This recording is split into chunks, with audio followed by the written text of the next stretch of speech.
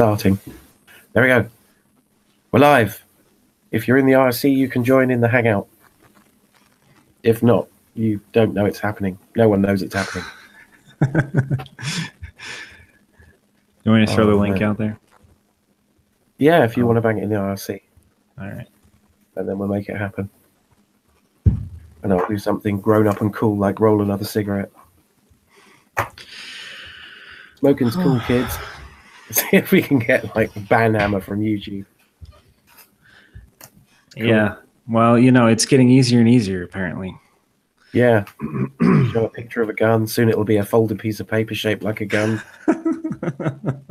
Then, you know, live streamed porn will be banned because penises look like guns. It's enough to give someone out there a mad flashback and fear of a handgun or a rifle if you're feeling particularly bold. Yep. I think it's funny that these gun channels are having to resort to going on Pornhub to get their content out. That's kind of silly. All it's doing is you're just going to get a video version of 4chan. Yeah, pretty much. You'll get people that will possibly even pay to have a channel if they're going to be unrestricted. I mean, I there's a bit of me that wants to start uploading stuff to Pornhub. Yeah, there's a bit of me that just wants to go, right, fuck it. You know, we're not. You know, it's I don't get it. I don't really get how fewer law-abiding people with guns means that more crimes will be committed with guns.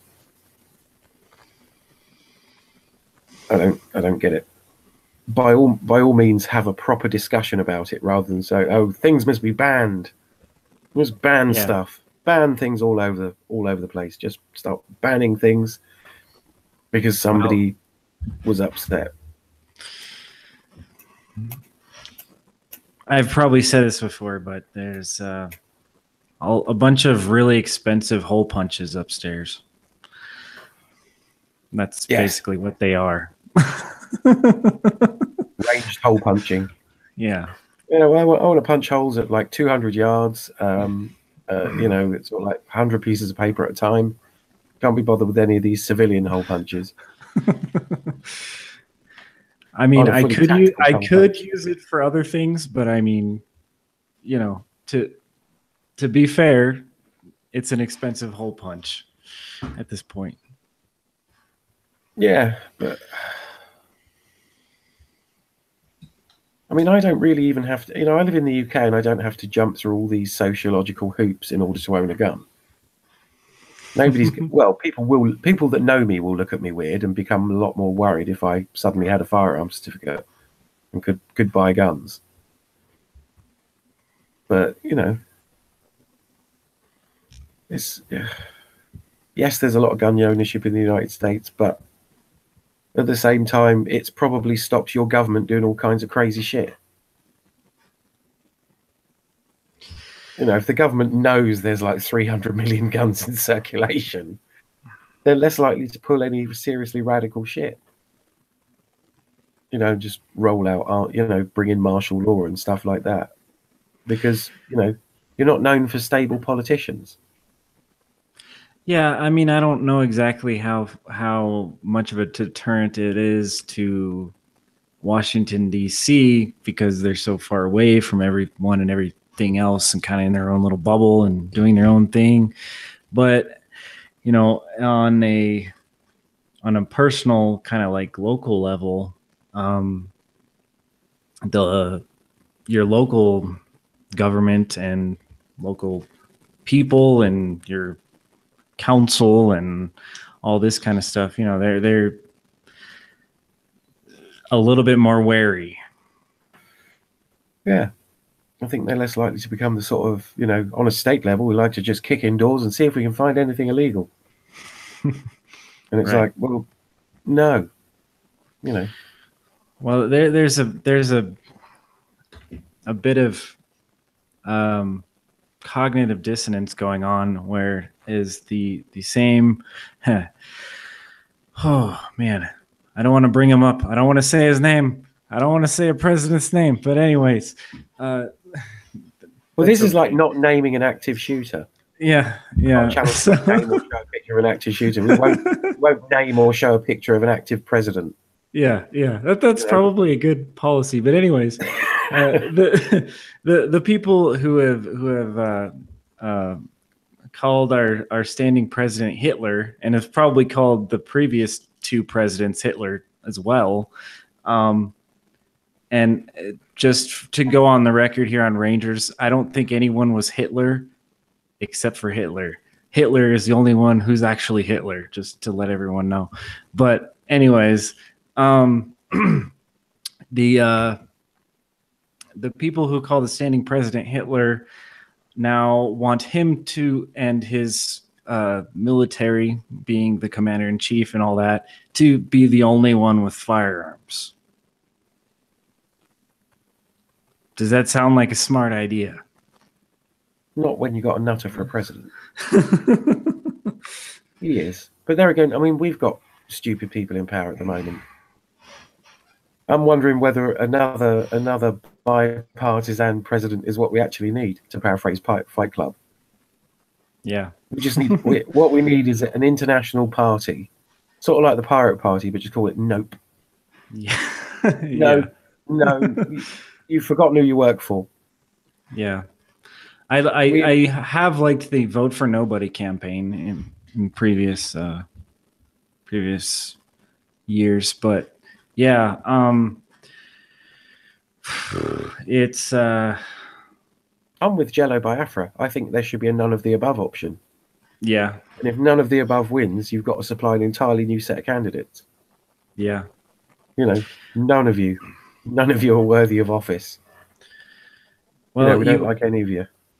You probably haven't seen this, but Adam Kokesh is running for not president or whatever. So his platform basically is he wants to get elected to president to abolish the presidency. I'm not really sure how I feel about it right now, but it's interesting.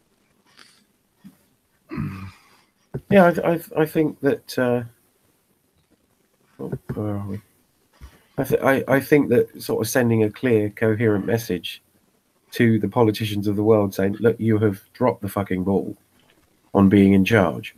We didn't want you to be in charge, like dictatorially in charge. We wanted you to make sure the roads were resurfaced when they needed it. We needed you to, do those services that a government does. If somebody decides to attack us country to country, then there's a bunch of people that go, we have a plan. And we have a plan as far as education goes, or healthcare, or any of the other services that the government actually provides. I mean, you've got all this freaking out about states' rights from racist people, but those same people aren't supporting states' rights with the legalization of marijuana. You've got people going, oh, states' rights as far as being racist or homophobic concerned. But when a vast majority of people say, right, in this state, we'd quite like to smoke weed, and the government can't stay out of the Sessions? Sorry? Are you talking about Sessions? I'm talking about the fact that marijuana is now legal in California for recreational and medical use, yet the DEA keep raiding dispensaries. Yeah. And when you're registered with a dispensary, it's not like you can go, they've raided that dispensary, I'll just toddle down the road to the next one. You're stuck if you're a cancer patient and just want some cheap palliative care, or you want something that just makes you forget about it. I mean, they've already proved beyond a shadow of a doubt that it helps with PTSD. I would much rather ex-servicemen who have got PTSD and possibly access to firearms are nicely blissed out and chill. I'll send money myself if that's what it takes. I'd rather they weren't like all stressed out to fuck.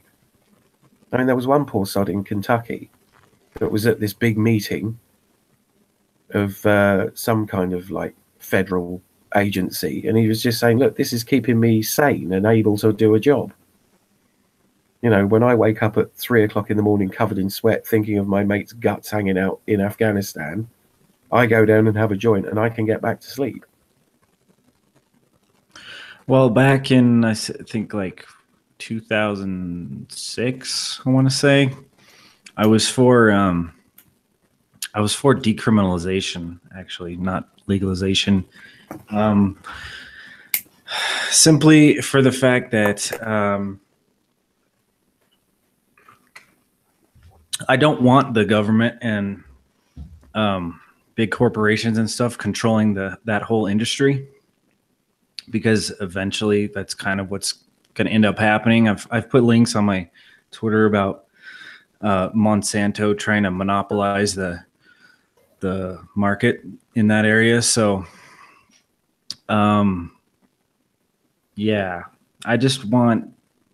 I mean, yeah, having the government regulate and tax it, is a great source of revenue and income for them.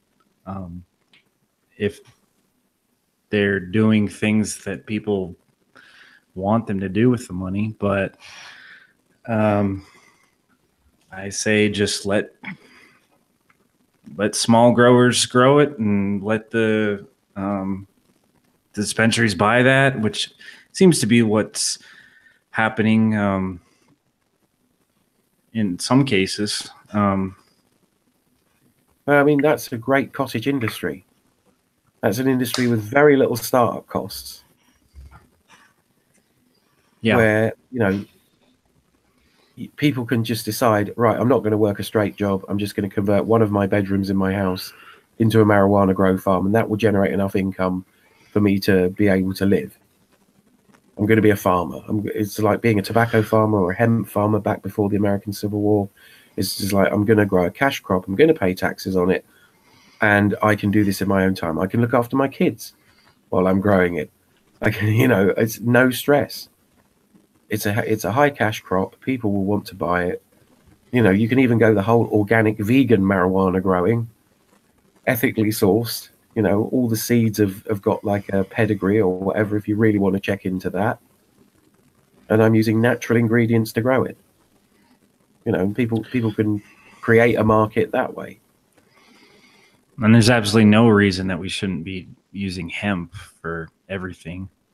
Yeah. I mean, they made it illegal because hemp threatened cotton. Hemp's way more durable. Linen and hemp are way more durable than cotton is. And we only traditionally grow cotton, which is heavily subsidized in the US by the government to keep the cotton industry going.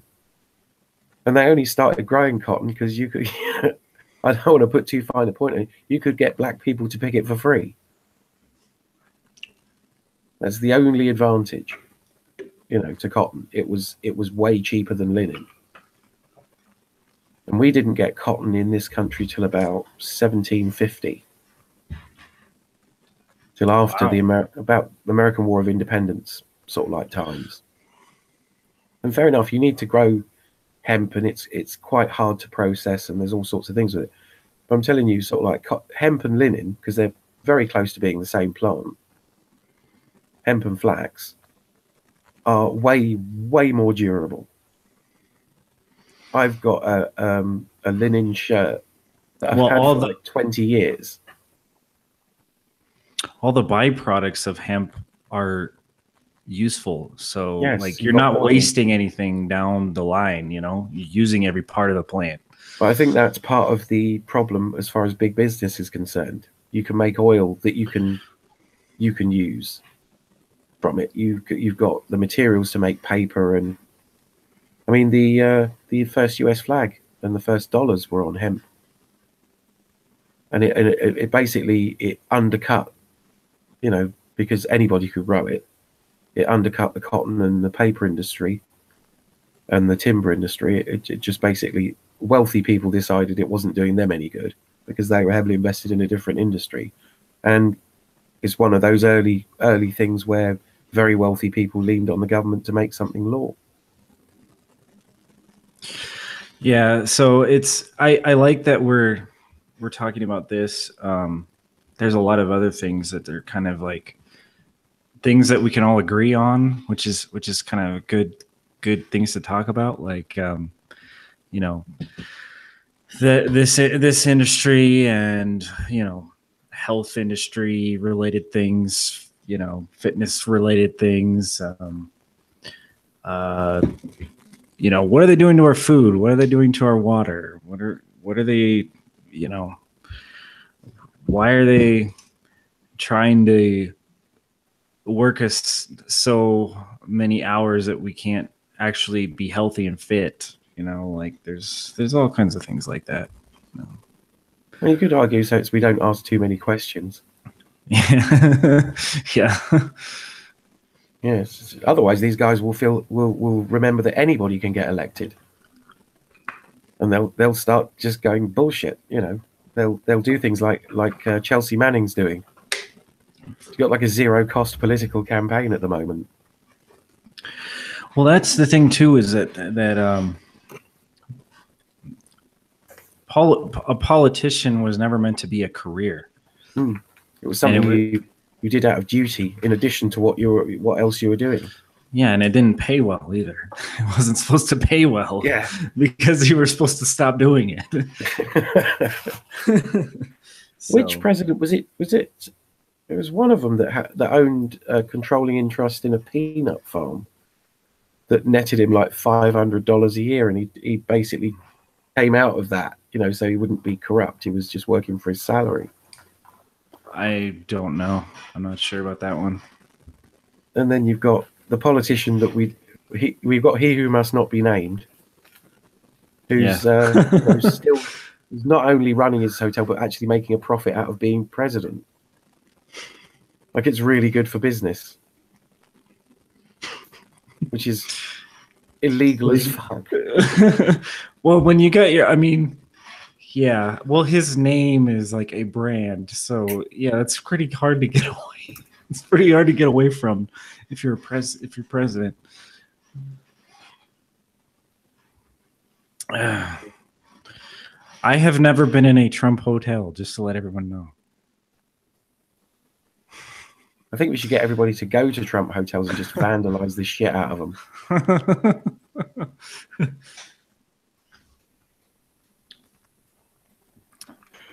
That could become a new sport. That could become a YouTube sort of like meme all on its own.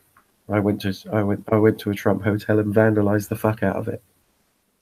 Where's Jake and Logan Paul when you need them? Or I mean, is it? I'm not sure what the legalities would be involved in just taking the whole thing over, you know, and living in it. I'd be more. I mean, because like, you know, if he's a public servant now, right, then to some degree, his corporation would be out. I don't know. I'm gonna have to. My mind is doing, you know, cartwheels, trying to figure out exactly how that would work. But yeah, just, you know, reclaim a Trump hotel. Occupy. Move in. Occupy. Yeah, that's the right word. Occupy the Trump hotel. Invite your friends and homeless people. Take a shit in the golden elevator.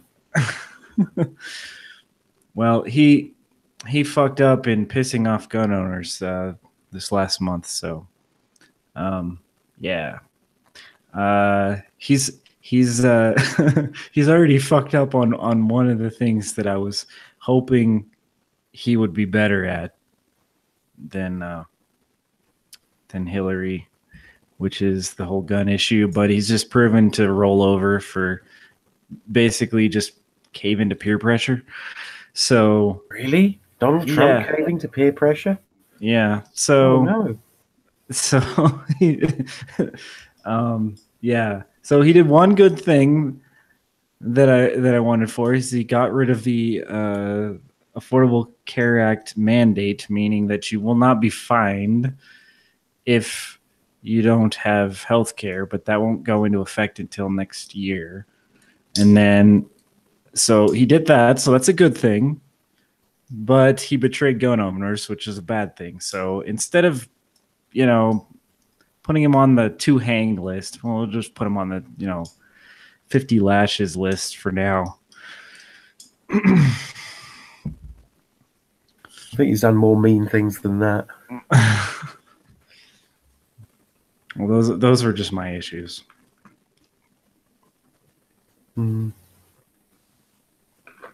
Moving on, I bought the worst ever survival book the other day. I bought the You're Gonna Die survival book. You know, I'm seriously thinking about making a video where I light a fire with it to try and prove that it's got at least one use, and then wipe my bum with the remaining pages. Oh, it's absolutely balls. It's annoying because the guy came across as somebody that sounded like he knew what he was talking about. And I'll go get it in a minute. The book's called The Knowledge. Let me find out. I'm going to use the power of YouTube. The power of the internet. I have spent a lot of money on books in the past 2 months. Yeah, but I think you actually got something out of those books. Yeah, at least half. I bought a couple bad ones. It's called The Knowledge by Lewis Dartnell. You know, don't fucking buy it. It's a survival book for non-tool users. Like, the first third of the book is talking about what an apocalypse might look like, which can be paraphrased of it's bad, MK. It's just like you don't want one. They're not good. Apocalypse are a bit rubbish. It was probably, you know, not our cup of tea to be living through an apocalypse. That's the first third of the book. And the last third is the bibliography of all the books, not that he cites, but that he's read to come up with his magic master plan. And then in the middle, it's got like things like, oh, advanced chemistry. And you think, oh, we're going to get onto something good here. And it pretty much says it'd probably be good to have some good advanced chemistry knowledge. Agriculture. You probably want to grow some crops and keep some animals in it. And I'm not joking. It's like, you know, 3 pages on agriculture. Grow stuff. It'd be a good idea because your canned food's going to run out. And it's like, wow, I so want to meet this guy. Yeah. And just say, that is the crappiest survival book. Yeah, I hate books like that. If they don't market themselves as a summary, you know, and they market themselves as, you know, some kind of encyclopedia of knowledge, and then they just like, especially with, I'm trying to read about history, right? And then I have a lot of people who I'm reading these books about, and they're just throwing out their opinions about what they think this person did instead of actually like citing sources. And it's like, dude, how am I when I'm supposed to take your word on your interpretation of what this guy said? Oh, this is the survival book equivalent of the Backpackers cookbook, another book that I got a while ago. I don't know if I've still got it, but that actually had a recipe for how to cook ramen. Take out of packet, put into boiling water, wait some, then eat ramen. And it's genuinely in there, like, you know, like somebody would need to know. Wow. It's like, you know, it really is this so-called survival book. One of the things he claims to teach you how to do, although he doesn't give you any kind of method for doing it, is photography.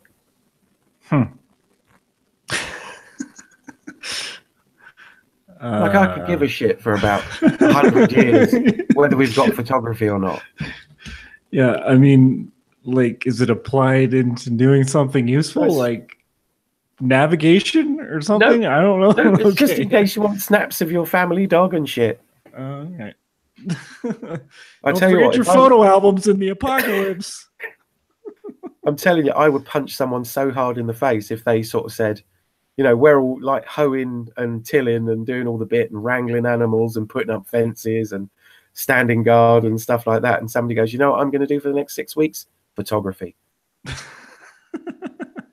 Somebody says that to you, they don't deserve an answer in any kind of conversational language or anything. You just get to punch them really fucking hard in the face. And then when they look at you surprised, you punch them again. Yeah. Until they just get the message. I'm not going to talk to you about this. You're going to learn. I want you to interpret my actions. What am I trying to tell you? Yeah. Well, we'd almost be reversing to an agrarian society. So in that case, we don't have time for special classes like photographer to go do photography shit. That's why I'm talking about the philosophy now, because I'm not going to have time to do that later. I'm going to be busy doing other shit like growing food. We're going to have a discussion group with a few safe spaces so we can talk about Kant and Nietzsche, and you know, and Marx and Engels, and all those people. We're going to talk about that before we even put seed one in the ground. People start doing that, I'm just going to go, okay, we're just going to use the Egyptian model for getting stuff done. I'm going to stand on this rock with a whip, and you people are going to fucking work. I'm going to shoot the next fucker that looks at me funny. It's just like, we clearly can't leave you to be adults about this and just do the fucking thing. Like, I'm quite happy to till soil and do all the bit with you, but if you people break off into a philosophical discussion group and want to take snapshots of each other, I'm going to fucking kill every last one of you and eat you. I'm going to treat you as food on the hoof. You're all going to have big plastic tags in your ears is what's going to happen. And I'm going to pick one of you out a week and I'll try and make the most of you. And I'll do my artisanal sausage making course with your innards. Fuckers. And that's how that book made me feel. Auschwitz, motherfuckers. Yeah. I'm going to get that poster that's got a big picture of a pyramid and says slavery, get shit done. It's just unbelievable. This book is just the worst ever survival book. Because the guy comes across like he knows what he's talking about. And he gives the impression that he's going to give you like recipes on how to make glass and what materials you need in what, in what sort of amounts that you need in order to make glass, how you would heat the furnace to make the glass. No, none of that shit. He's got a schematic of a crystal radio set, which is next to useless because nobody broadcasting emergency shit is going to use AM ever. Now it is possible to make an FM crystal radio set that doesn't require batteries, but the antenna for it is about 4 meters long, so it's not particularly portable. So I was having a chat with Graffin about it because he bought the book at the same time, and it got delivered while he was having a nap. And he came downstairs, and I'd only spent 5 minutes reading it. And he said, "What's the book like?" And I went, "It's awful." It's awful enough for me to consider writing my own survival book with all the relevant stuff in it and sending it to him. And just going, this is my book on how to actually do shit rather than muse about it like a prick. Yeah. You know, because you turn up in my compound, I'm eating you, you motherfucker. If you vaguely go on about stuff like, do you know what, we could do photography. Yeah. Come into this meat locker, we'll talk about it. I'm going to hang you upside down and tenderize your ass. There are people on earth I would eat long before I open my first can of food. I could have a huge stockpile, like a warehouse full of canned food, and I'd eat them first. I'm just going to eat stupid people when the apocalypse comes. I've just decided. There's so many of them. They're a natural resource. They're just running around. If you're not using your telephoto lens as a spotting scope, then... Yeah, you're fucked up. Yeah. Although this is all about how you would build a pinhole camera, and then you would use and then you paint the paper with silver nitrate, and then wait 15 seconds, and then the photo develops and stuff. And this photo that he made himself is on the back of the book and shit. Oh man, I've got some issues with that guy. If he's ever anywhere near me, and I've got the option to go to a lecture that he gives, and there's a question and answer session, my first question is, why is your book so rubbish? I want my money back. I want my money and the time I waited for it to be delivered back. You owe me. That's rubbish. That is a pathetic excuse for a survival manual. You know, it's just like, no. You need to write a better book. And that's I'm going to write a better book. It might be in like several small pamphlets of like, right, here is how to do agriculture. Here is how to grow rice. Here is, you know, things you should know about raising pigs or chickens or fish. Here is how to build a fucking... He talks about, it'd be quite a good idea if you had like a wind generator. Oh, like, sure. Yeah, I'm sure it would. And I acquire one or make one how? Exactly. Electricity would be handy.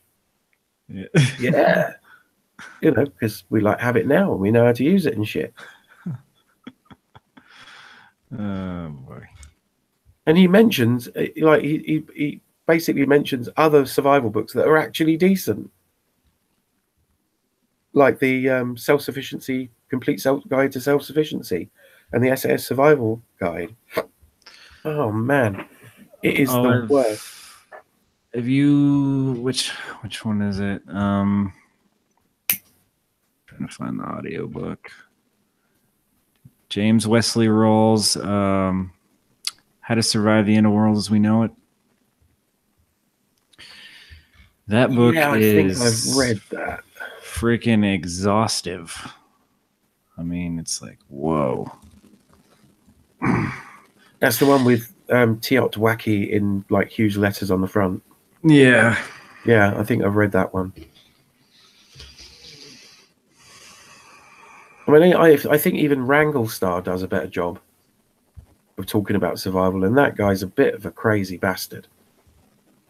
If he goes off topic and starts talking about politics, he goes real weird, real quick.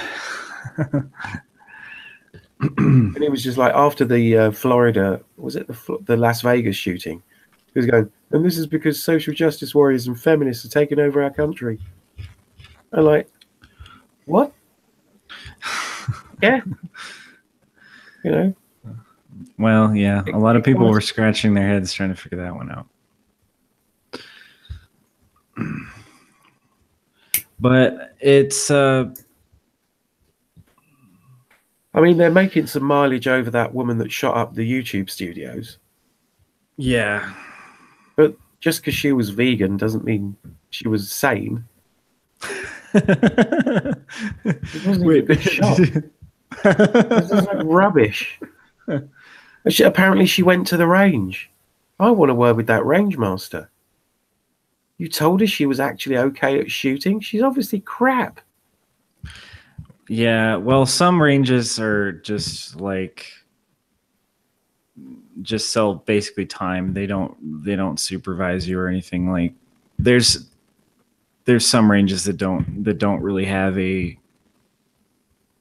actual person there to do anything.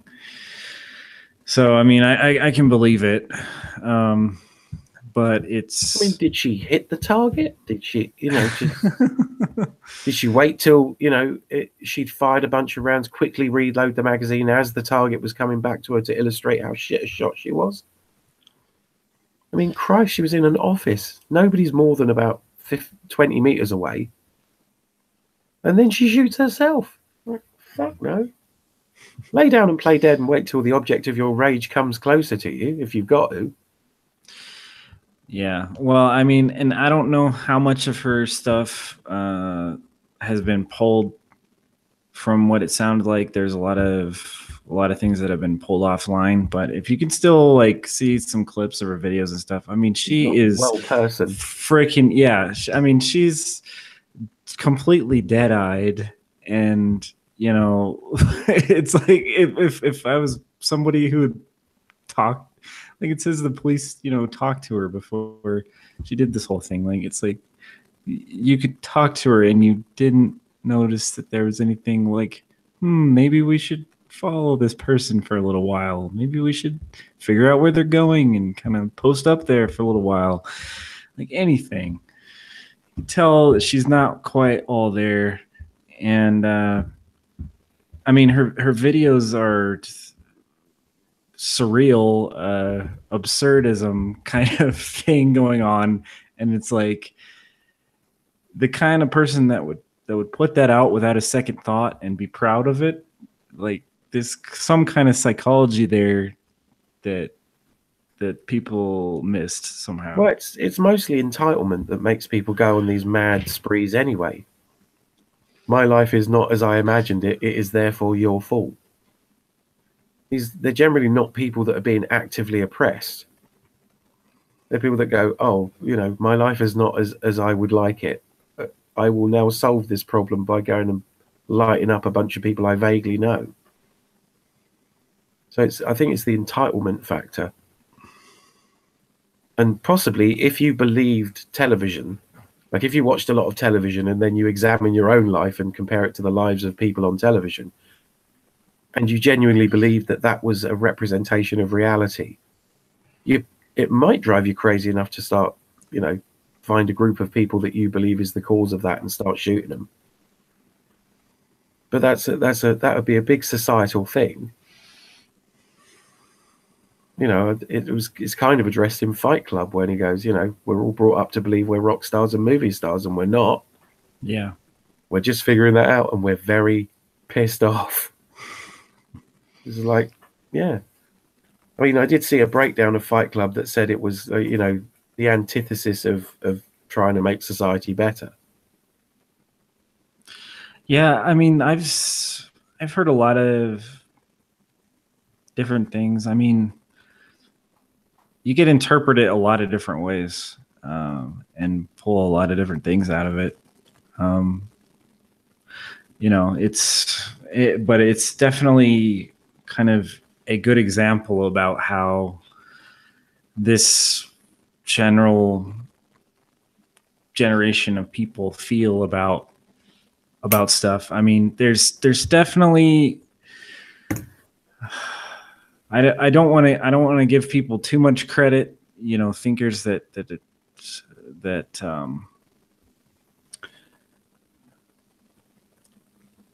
I don't want to go full blown Marxist or anything, but it's like there are definitely valid concerns about alienation in our current society that need to be examined, and we need to figure out why people feel this way and how to fix it. It's just like, why are our lives shit? For the most part, most people's lives are pretty crappy, and it doesn't need to be. Well, it's not just, I mean, it's not that they're crappy like materially. I mean, materially we're better off than we ever have been, but it's up here. Something is missing in here. Yeah, that's making us unhappy. I mean, I'm pretty happy with the random shit I can just do in my downtime. There's just a stupid amount of stuff I can achieve, and the materials I've got to achieve that with, I can do some really crazy, interesting stuff. So I'm not bothered about my life. But there again, I don't watch a lot of television. Right. If I'm watching something, I'll watch a TV series with a premise that I enjoy, or a story that I'm enjoying, or characters that I enjoy. But I don't watch all the other television. I don't watch I don't watch MTV Cribs. I don't watch programs about how lovely people's houses are, or, lifestyles of the rich and famous, or documentaries about actors, or any of that shit. But I think a lot of people still do. And a lot of people go, why isn't my life like this? And it's like, well, you need to understand that, yes, you could be an actor, but your chance of being one of these super wealthy actors is next to nothing. It's a bit like being an athlete. You're looking at people at the very top of their profession and going, why isn't my life like that? There's nothing stopping you being an actor. You can go and act for free. You can shoot your own soap opera if you want to do these creative things. But the expectation that everybody will want to watch it. Yeah, I think most of our audience, Rangers, Wogs, Rant Media type people, they, probably by at least by the age of 10, they've watched a sitcom and a reality TV show and said, this is pretty much horseshit. Yeah. So yeah, I think we're talking to a different kind of person for the most part. But I think, the sort of people that will watch this are the sort of people that in their lives have just gone, nope, no, not doing that. Right. I don't see why I should have to do that. I don't see why I should have a career that gratifies my parents or gratifies society at large. You know, given that that's all bullshit, and if I could, you know, I could try. You see, most people's jobs are really banal.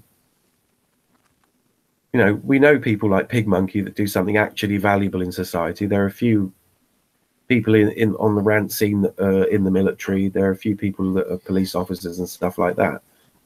I mean, quite how you sort of wake up and go, look, society is basically broken, and then go and carry on serving it is beyond me. So I take my, you know, I salute those guys. I mean, imagine being a police officer and just looking at people and going, fuck me, you people are stupid. On a daily basis, just looking out at your cruiser and just going, Christ, there's another one.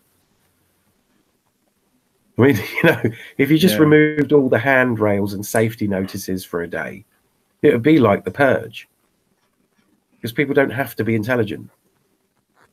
There's no survival thing in modern Western society that encourages you to think for your fucking self, or look out for yourself, or take basic precautions when you do stuff.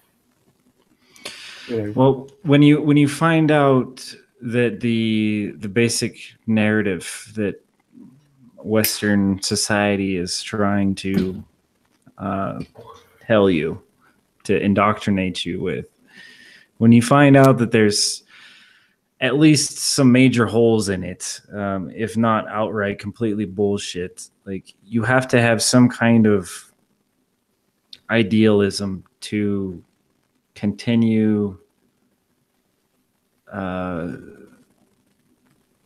to sort of believe in the kind of values that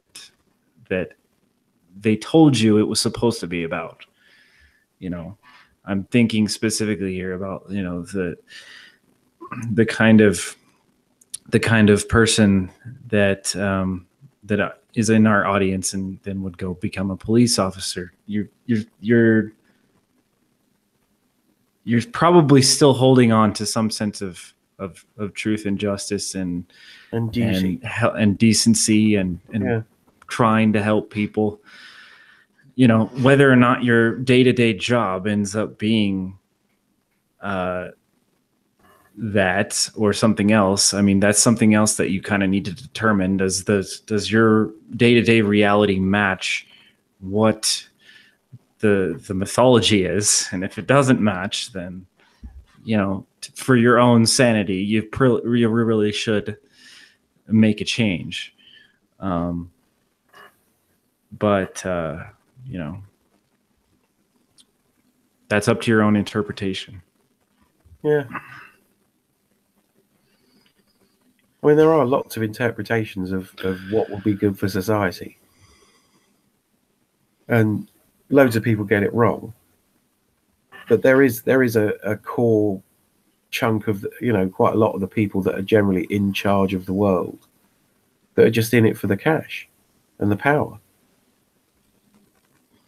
Pretty much. I mean, you look at modern politics and you're seeing people that are just thinking, you know, I'm in it for me. And I would be quite okay for there to be a sense of duty in society if it was, you know, because there's no reason why it's not fairer. You know, you've got basically, you know, police officers out in the middle of nowhere in sheriff's departments in America. You don't get it here so much because that police officers in this country don't get quotas for arresting people or quotas for traffic tickets. They just don't get it. They don't, you know, you don't get more money in your local police department if you bust a load of drug dealers and take all their stuff. That's not how it works. But in large parts of America, it does. Right. So you're basically giving people an incentive to oppress the shit out of people and steal their stuff. You know, you've asset got forfeiture. Yeah. There's a guy in this country that basically was instrumental in closing down a whole major chain of department stores, ripped out all the money from the pension scheme, and he's still a knight of the realm. He's still got a title. He is Sir Peter Green. He literally stole money out of people's pension plans, and he still has a knighthood. And they basically said because he gave some of the money back, because he legally had to, he's going to keep his knighthood. So you're basically saying the entire establishment is crooked. You stole money. It's like Sir Jeffrey Archer, committed perjury on such a grand scale. Not only did he commit perjury and lie in court, but he also successfully sued a magazine for saying that he'd lied in court. And then it was proved that he'd lied. And he still has a knighthood. There's a concept of like authority in that I live in a monarchy, and the Queen hands out various goodies every year and just says, "Oh, you're now a knight of the realm," or "You're a member, a supporter of the British Empire," and all this shit.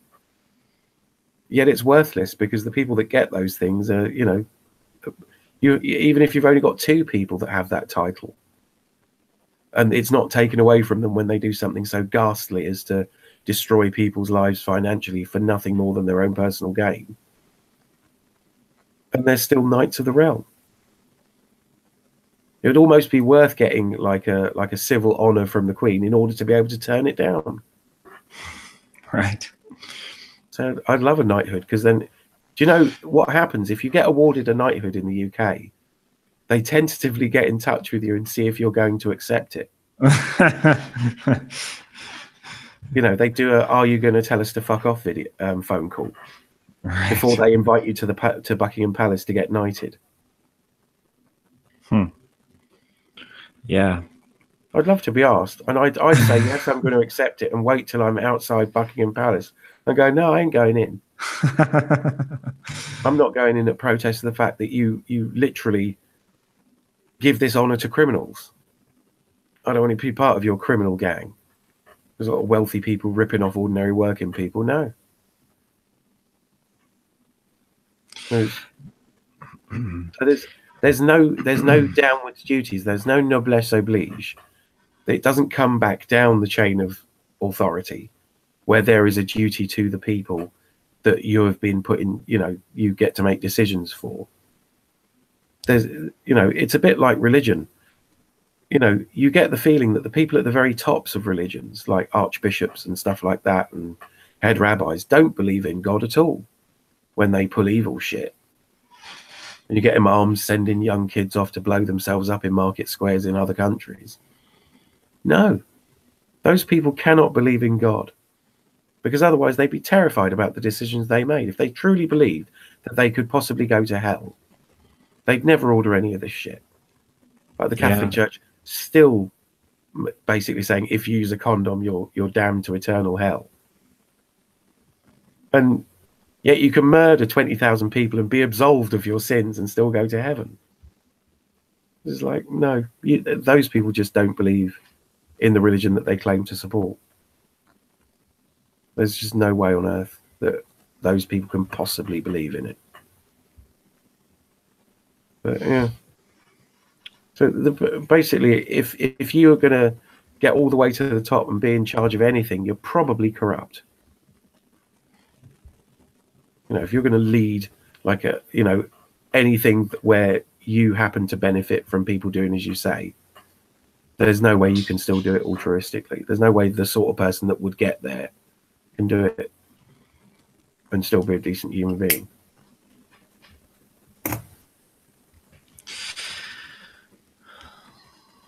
I mean, that's where Marxism with committees and stuff like that, we need a joint decision. We can't just make snap decisions based on one person's feels, like Donald Trump about guns. But nobody wants to have a sensible discussion about that at the moment. Nobody's gone, right, there are fucking loads of guns in this country. Maybe we need to look at the reason why. I mean, there's also loads of automobiles. I mean, you don't see people all that often randomly running people down. Well, it was funny because unless you live in Charlottesville. Yeah. The ATF originally approved the bump stock, right? And they approved it during Obama's administration, for whatever that's worth. But and I think their original description was correct, but then the they said, okay, well, if you want us to ban bump stocks or whatever, change this, then Congress make a law to do it. And nobody in Congress had the balls to do it or whatever, or they determined for some reason that they couldn't make a ruling on that, and they had to give it back to the ATF. So they gave it back to the ATF. The ATF decides again, and this time they decide that it makes things into a machine gun. But it's just a plastic part that moves back and forth during recoil. So I really don't know how this turns anything into a machine gun. How they've interpreted that, but they're gonna have a hell of a time enforcing this. I think the plans for it have already been on 3D printing websites, so people can already probably download this and make one in their basement, which is the same problem that they're going to have if they try to pass any other legislation against the AR-15 or high-capacity magazines or anything like that. The 3D files have already been out in the wild for several years now. So this is going to be quite a challenge for them to try to enforce. Well, this is the old adage that something must be done. This is something, therefore it must be done. You know, we need to bring in a law to look like we're doing something rather than apply any logic. Because like you say, you can make a bum stock. You can make a high-capacity magazine. You might not be able to take it down the range with you, but the reason you've got a high-capacity magazine, and when you do decide that you actually need that high-capacity magazine, you're just going to have it. What about all the high-cap magazines that are in private hands already? Right. I think you're going to have an amnesty.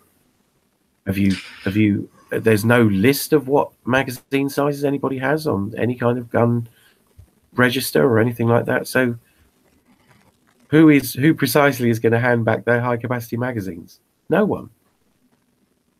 People are just going to put them in an ammo can and bury them in the garden and go, you know, I might need one, or they might become legal one day again, like they probably will.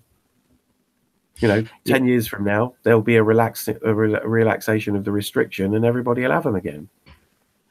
But if somebody's going to do a mass shooting, they're going to take their high cap magazines, and somebody's going, oh no, that bit's illegal. What, aside from me lighting up a schoolyard? Don't you think you need to reprioritize? It sounds like they're just they never managed to take all that many of these shooters alive anyway. You know, I think people realize that if they're going to shoot a lot of people, they're probably going to wind up dead. And I think the solution is, you know, okay, well, why do people do this? You know, let's have a general idea of why somebody might go, I'm going to go kill me a bunch of people one morning, you know, pack a sandwich, you know, kiss their wife goodbye, load up the briefcase with 2,000 rounds of ammunition and go somewhere where there's a lot of people. Might want to find out why that person does it. I mean, I don't think, and anybody that's practiced with a weapon, even if you can only have a 20-round magazine, putting another magazine in a gun doesn't really take all that often. Right. Nobody that can actually shoot wants to use a bump stock. Because like you hold down the trigger and it empties your gun. There's like $16 to $20 gone. You know, just like, did you hit anything? No, because that's not how guns work. Yeah. This is like, there's a reason a lot of armies in the world don't have fully automatic weapons for most of their squad. They might have a machine gun, but the machine gun's not really there so they can individually pick off targets at 200 yards. It's there so you can keep everybody's heads down while you figure out what to do. No soldier, no person that uses a gun regularly is ever going to want to fire anything on fully automatic. It's just like, oh, my gun's now empty. I'll get another. I'm going to run out of ammunition pretty quick and not hit fuck all. Right, and it's, well, like that with a real full auto gun too, is like you just have to worry about keeping the recoil down. If you're using something like a bump stock, you have to worry about other things moving as well. So, I mean, it's not going to be the same sustained kind of rate of fire that you can actually get with a real select fire gun. Yeah, I mean, the most you're ever going to want to shoot if you're shooting at individuals moving around and running from you is semi-automatic. Maybe a high-capacity magazine, but I've watched a soldier change a magazine in under 2 seconds. Yeah, exactly. When all the muscle memory is there, so that's really not going to stop somebody that wants to fire a lot of bullets. And we found out that the Parkland shooter actually didn't even use high capacity magazines because for some reason he thought he couldn't fit as many in his bag that he was carrying, so he carried a bunch of 10-round magazines. So the whole magazine thing isn't going to make a difference. Like you said, people can bury them in their garden. I mean, California, basically, when the assault weapons ban federally expired, California continued it.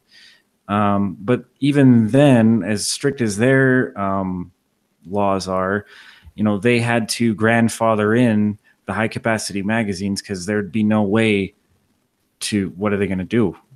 How are they going to get them back? Are they going to go confiscate them? No, they're not going to, the whole, I mean, even if the public is, has this idea that people are going to go confiscating guns, the reality of actually doing that is the downside of going to someone's house to confiscate their guns is, they're armed, right?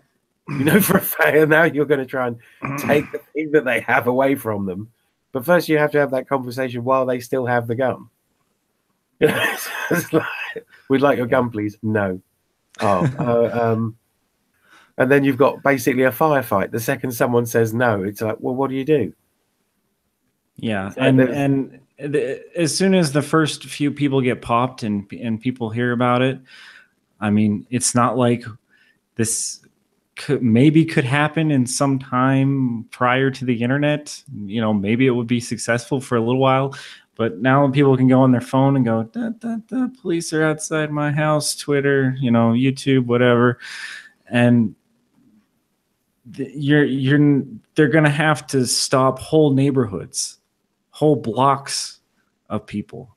Yeah, I don't fancy their chances in Utah or Iowa or places like that when they get a bit funny about that shit. You want to take my gun? Oh, that's unfortunate because I have a gun here. Yeah, I mean, people that seriously advocate for that are basically throwing people's lives away at that point. It's basically saying, it'll never happen. I mean, I don't care if a bunch of people die because that's what's going to happen if you try to do that. Yeah, it's just, let's have a conversation about alienation first and entitlement. Then if you manage to make sure that sort of people were psychologically equipped to deal with maybe feeling a bit alienated, they probably wouldn't feel like, stocking up on thousands of firearms in their houses. Well, that's the other thing. That's the other thing, man. It's like, I don't want to use this money to buy a gun this year. I don't want to do that, but I have to because every fucking year they come out with something new that they want to get rid of. And it's like, I don't want to spend my money on that. I'd rather spend it on something else. But if you tell me I can never own it again, that's a reason to buy it now. Yeah. And the oh man, it's just people need to start listening to people that they don't agree with.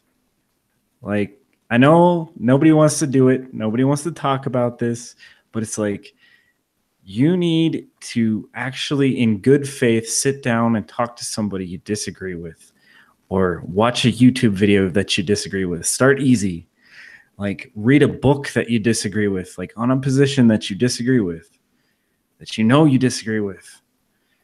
And like, actually understand where that other person is coming from. Like, at the end of the day, you might still disagree with them.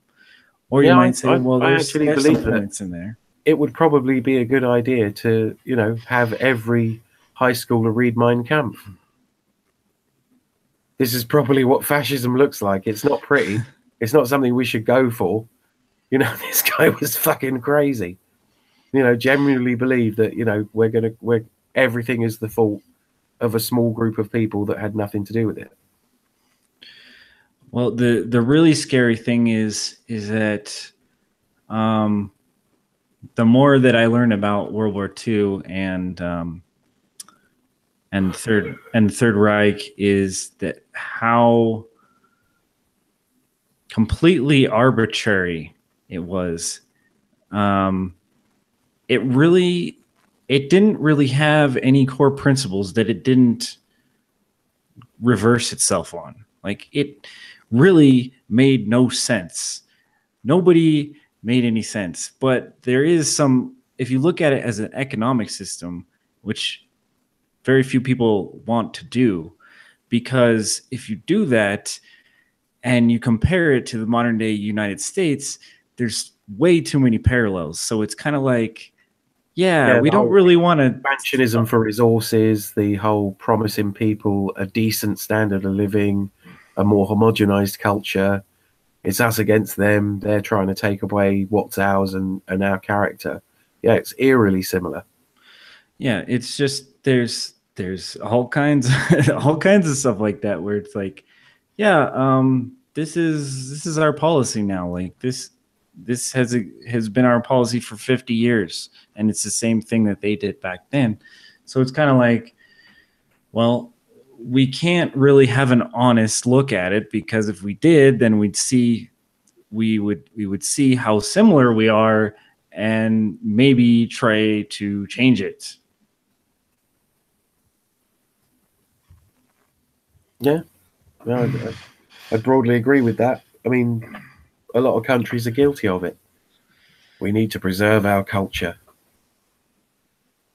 which is inches away from let's hang that black guy that whistled at a white woman. It's just, you know, we need to find a bunch of people to demonize. Well, yeah. Well, going off that too is the if you want to talk about the racism angle, I mean, in a lot of ways, institutionalized racism was worse in the United States than it was in Germany, even during that time. I mean, ask an American Japanese person. Right. And that, I mean, the extent to which we followed these policies way after the fact that we knew it was the wrong thing to do. It's like, oh, we fought World War II, but we're still gonna like have segregation and lynchings and re-education and all this. You know, we're gonna do all this stuff that everybody agrees is bad, and we're gonna do it for the next like 30 years after we've already fought World War II.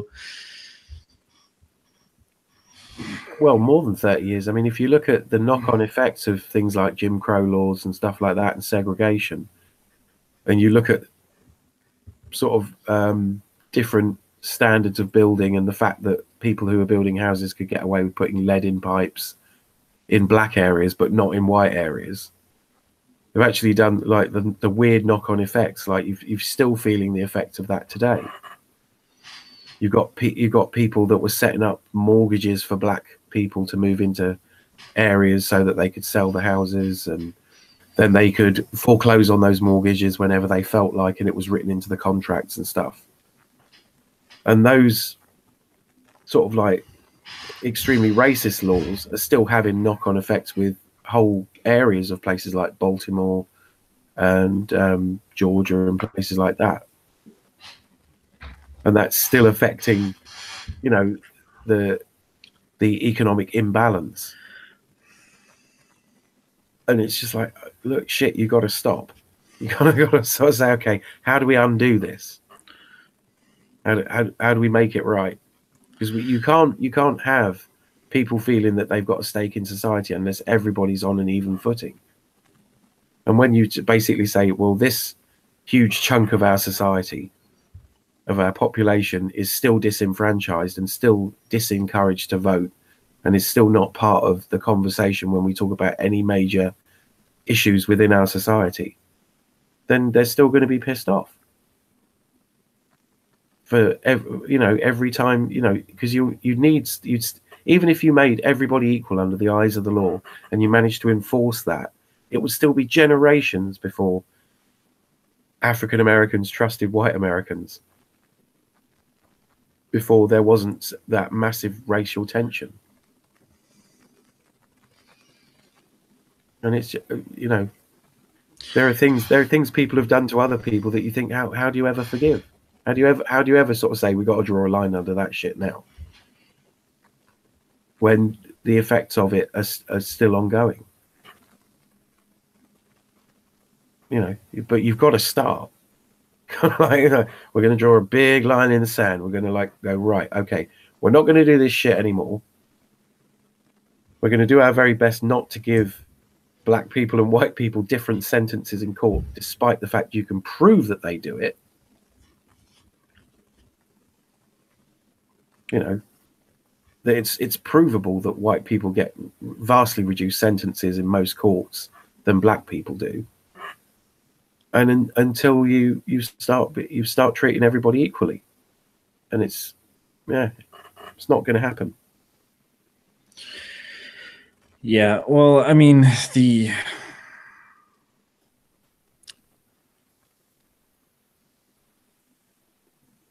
I don't know. It's schools and media have pretty much, tried to get rid of the feelings that people have, bad feelings that people have against other people for arbitrary reasons. And, for the most part, I think they've been successful. But yeah, it's just, to me, it goes back to how, a lot of these laws, like you mentioned, the Jim Crow laws and things like that, those laws were in place despite the fact that people, those were actually lagging behind people's actual general feelings. Like, people had already gone beyond that, and that law was still there, holding society back, or whatever you want to say. So, if you have free association, and you have an actual free market, then you're not going to have state laws like this controlling the way that people want to interact with other people, and they're just going to do what they want to do. So, I know you don't like that to be my answer for everything, but there's my answer for everything again. Free market economics will solve everything. Yeah, and like I think I mentioned it in our conversation 10 years ago too, is that, we were talking about somebody who wants to be a bigot in the mall or something like that. We were having a conversation about that, and it's like, yeah, if you want to be a bigot, you're free to be a bigot, but you're not going to make any money being a bigot.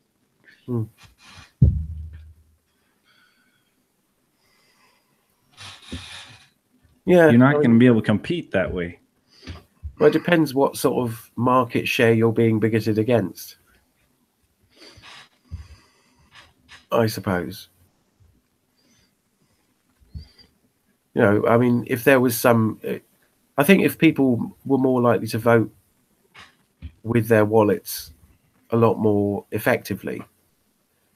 So there was that whole thing with Chick-fil-A sort of being against homosexuality.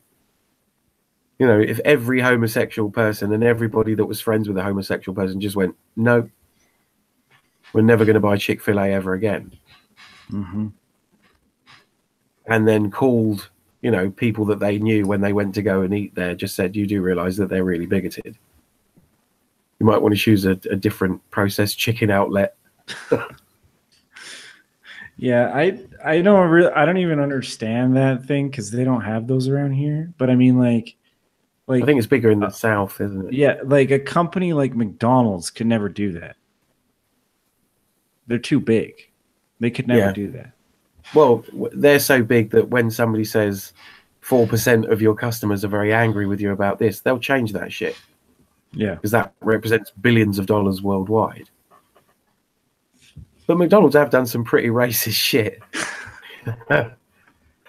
They really have. When some of their promotions have been really, really off mark. Do you remember when Mulan came out? Were you alive when Mulan came out? I was. Well, And, to celebrate it, I'm going to put the air quotes in there. Celebrate Mulan being released. They had us. They did. I think that's when they did that special Szechuan sauce and hoisin dip for the nuggets of processed chicken. You have. I think people should say, instead of saying a hamburger, I'll have a processed circle of meat, please. And then you might actually try and eat decent food. yeah, no, it's I'll just have some of funny your watching you shake your head over reclaimed there. processed meat circles in some glutenized wheat expansion with some pretend lettuce. But they actually had us all wear coolie hats in the restaurant. I used to work at McDonald's years when I was about 15, 16. They did. But we actually had some Chinese people work there who just flat out refused to wear the coolie hats because they said it was racist, and they were right. Well, yeah. I'm surprised they didn't make us tape our eyes so that we had little folds in our make us put on some makeup. Teeth so we could be like 50s Chinese caricatures. But yeah, these two girls just went, nope, it's not going to happen. Wow.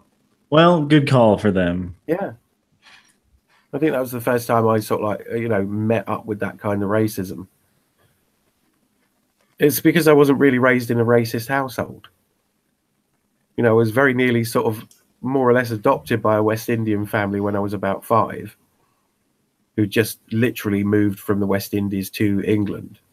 And they'd never seen a blonde-haired, blue-eyed kid in their lives, and they thought I was the most amazing thing they'd ever seen. And my parents weren't racist. But my parents would have gone absolutely apeshit if I, said anything bigoted towards anybody. So when you grow up in a household where there's no bigotry, you're just not expecting it. It's not what comes along. I mean, there were parents of children that I knew that were bigoted, and I never really got it. But yeah, when you meet those awful kind of people, it's pretty awkward. Yeah. I don't know. That's like the first kind of gut feeling, the visceral reaction that I get when I encounter that kind of stuff. It's like, this is weird. Yeah, but after you've counted it for the first couple of times, it gets easier. And you don't have to say, right, if you want to, be bigoted, then, I got to go. Mm-hmm. And I'll say to people, do you really want to go toe to toe to me about racism? Because, I'm not going to tolerate it. And I'm aware I'm in your house and stuff. So I'm going to leave, or we can talk about it. And those people generally don't think they're being racist. Yeah. They're just like, oh, what do you mean? That's how my parents talked. And it's sort of and as soon as they become defensive because you've even questioned it, they know they're in the wrong. If you start using racist slurs about X million number of people, none of whom you've met or associate with, and you just assume they're all like this, then yeah, I'd say it's always worth questioning it. You don't have to be rude. You can say, I'm sorry, I don't agree with you. I can't bring myself to agree with you on this one. We're just going to have to disagree. But most of the time, when somebody says something like that, most of the people in the room are uncomfortable. And it's that crowd freeze thing You know, like if someone's in a car accident and everybody's standing around not knowing what to do, they'll let that person die until somebody says, somebody call a fucking ambulance. And then people will move. But there's that sort of freeze thing when somebody is racist. But the bigoted person generally takes that silence for approval, because everybody wants to believe the best of themselves. But you can just question it. You just say, no, I don't think that's true. Prove it to me. You know. But yeah, it's... yeah, I mean, generally the onus of proof is on them too. So, you know, it's kind of difficult for most people to do that. Yeah. Yeah, kind of changing the subject here for a second. Yeah, let's change the subject.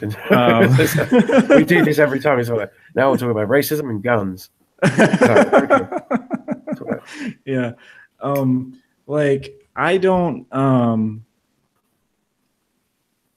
I as far as, okay, so everybody who's involved with Rangers that I know of, that's been on the program, that's submitted video, that has done audio and everything like that. So pretty much, I'll just broadly say anybody that I know of. Okay, anybody that I know of. If you've got a unique perspective that you want to share on the show, please do that, because I don't want to be the only person monopolizing the voice. I'm sure V feels the same way. Like, I think I always find the show more interesting the more different perspectives that we have on. So I'll just say right now, like, I would never want to silence anybody. I want everybody to throw their hat in the ring, because I find the show much more entertaining that way. Yeah. But on the other hand, I put a link to you yesterday about Antifa and interrupting a speech at King's College between Yaron Brook and Sargon of Akkad. And I just thought that, I don't know if you watched the interview or watched the footage or are familiar with these guys at all, but I think that whoever wants to call themselves Antifa, it's kind of the same thing. I understand it's kind of the same thing as calling yourself anonymous, right? I mean, yeah. They don't have necessarily a platform, a like 100% synchronous point of view, but the people that they attacked, they were way off the mark with this. Like, it does not make any sense what they did, trying to disrupt this speech. And it's just an example that has gone, I mean, there's been lots of different examples in the US, but this is just yet another example, and kind of, to me, kind of a nail in the coffin of, like, this is getting friggin' ridiculous. Like, how can we support these people anymore? Because at any level, like, I mean, obviously, like, I've been outspoken, kind of saying, hey, maybe we should look at this with a critical eye. Maybe we shouldn't just kind of applaud everything that they do. Maybe we should, you know, think about this a little bit more. But this, to me, is just like, wow, really? I think you guys chose the wrong targets. Rather than, you know, I mean, I personally don't really rate Ayn Rand. I think there are good allegories within Ayn Rand, as in, you know, when you talk about Atlas Shrugged or something like that, where Atlas Shrugged is the one where it's all we, isn't it? It's like the science fiction novel. Where yes. I no longer believe in the power of we, I believe in the power of I. type thing, and it ends with the person going, I no longer use we. I speak for myself type shit. That's Anthem, which I haven't read, Yeah. but yeah. And the Fountainhead, which is just, you know, you got to face it. It is white male, wealthy, middle class, and upper middle class masturbatory material. There's this guy, and he builds a building, not like anybody else's building, but he builds it regardless of what the person that pays for the building thinks. And then he just builds his buildings, and he refuses any other buildings apart from the ones that agree with his vision. And it is sort of like, you know, if you are the CEO of a tech company or anything like that, it's, you know, and you don't want to be caught with a copy of Playboy, you buy yourself a copy of the Fountainhead and have an intellectual, you know, self-pleasure moment with the Fountainhead. It is, though. It's pretty. But if you grew up in a communist country where it is all we do this and us the people do that, and you escape that, and you come to America and you've got all these sort of individuals that are doing their own shit, then you might be a bit wowed out by that. If you've come, it must be like visiting an alien planet and being like, you guys do it the best. But Ayn Rand wasn't all that good in people self-actualizing that didn't benefit her. As a person, she didn't stick to her morals. She tried to twist her morals around to suit what she wanted. And definitely the Fountainhead represents that. So yes, while I wouldn't agree with Ayn Rand, I would be tempted to put my hand up during the Q&A section and say, excuse me, aren't you all talking a load of bollocks? Which is far more effective if you've sat through the lecture and you've listened to the person go, no, still bollocks. Yeah, sure. That's better.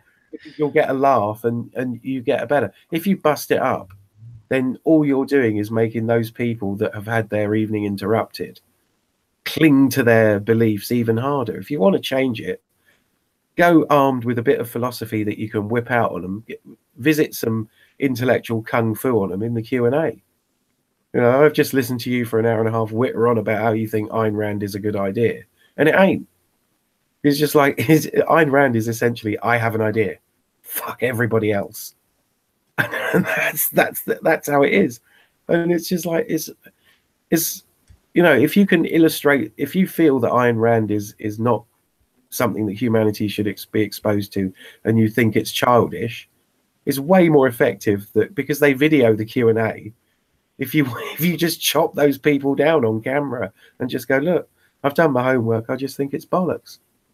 Yeah. Well, I don't think I don't think that they really even had much of a cursory analysis of the work or the philosophy at all. I mean, I think it was just trying to attack these two people, you know, saying that they're alt-right, which they're obviously not. It's very Sargon easy. of Akkad is well known for it, and it was probably him they were after more than the other guy.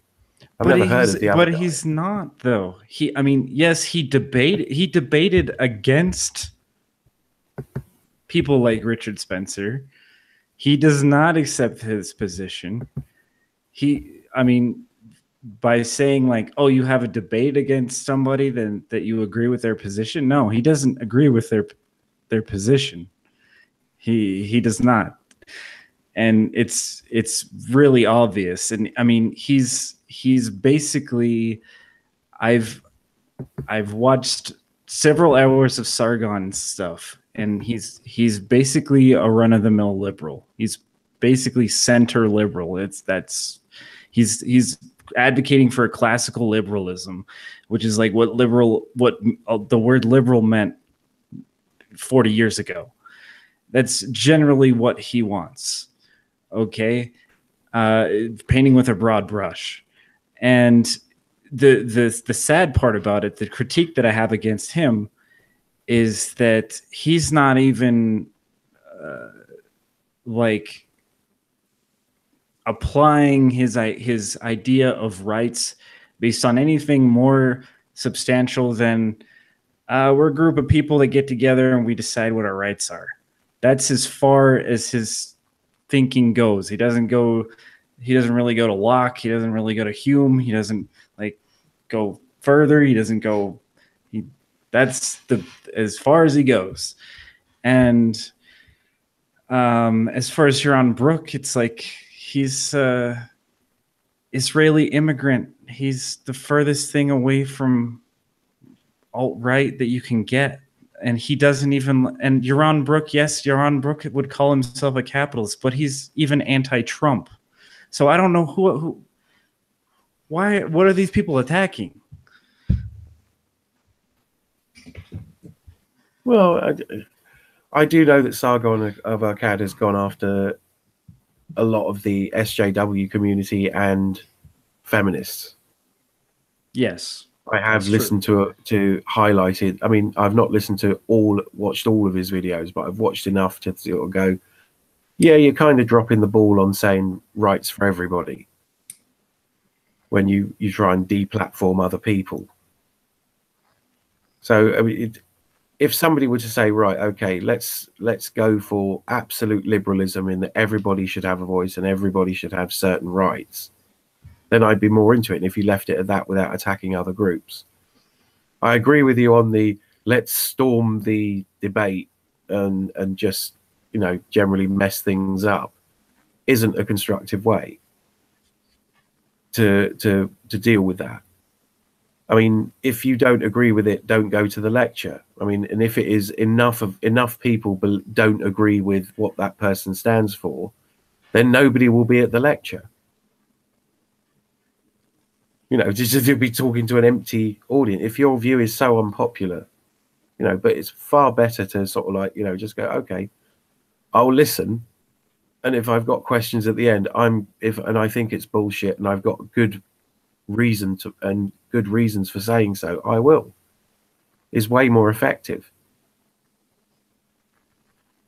But just pulling the fire alarm and storming about and the whole Antifa thing is difficult, because I do believe that there's a space for a militant anti-fascist group, but they do it so badly because there is no organization, because they're all busy being, you know, in inverted commas, anarchists.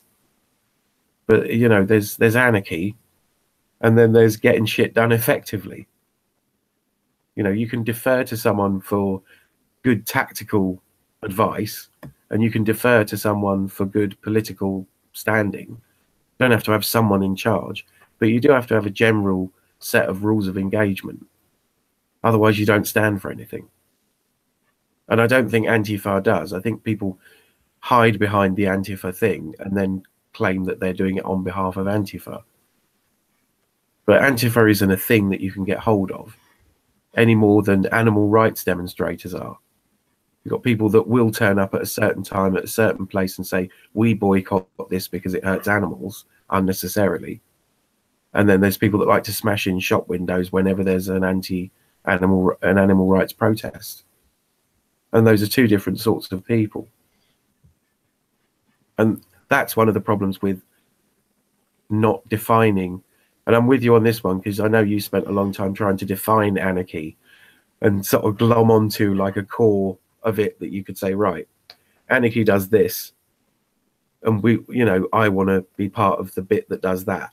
And I want there to be a group of people that can at least agree on a set of beliefs, rather than everybody running in all different directions. And Antifa's like that. Antifa's like the anarchist sort of YouTube was about 10 years ago. There's no clear defined chunk of information that you can say, right, we all broadly agree with this. So Antifa just isn't organized enough to be pigeonholed at all. I mean, you could run up and down smashing car windshields and claim that you know, in any given street, and claim you're doing it for Antifa.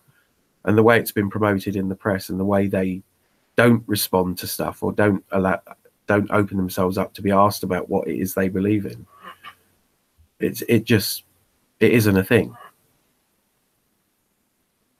It's a bit like Anonymous, like you said. Like Anonymous do all sorts of terrible shit along with protesting Scientology, but they don't sit down and say, what do we want? They just do random shit. And that was pretty random shit. I think there's a problem with people just saying, we're not going to talk to you, to any group of people. But it has to be said that some of the alt-right do not do themselves any favors.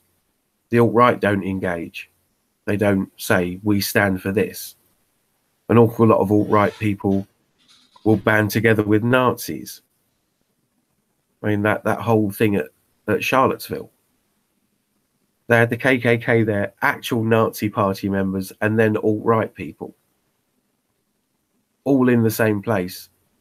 And a lot of people protested against them. And then all these disparate groups acted differently to that confrontation. And then everybody that was there that wasn't protesting against the alt-right thing got tarred with the same brush. But let's be fair, there are an awful lot of people walking around with Nazi regalia. Oh, yeah, yeah. If you walk around with Nazi regalia, I'm going to protest you. Yeah. I'm going to say, no, that's not okay.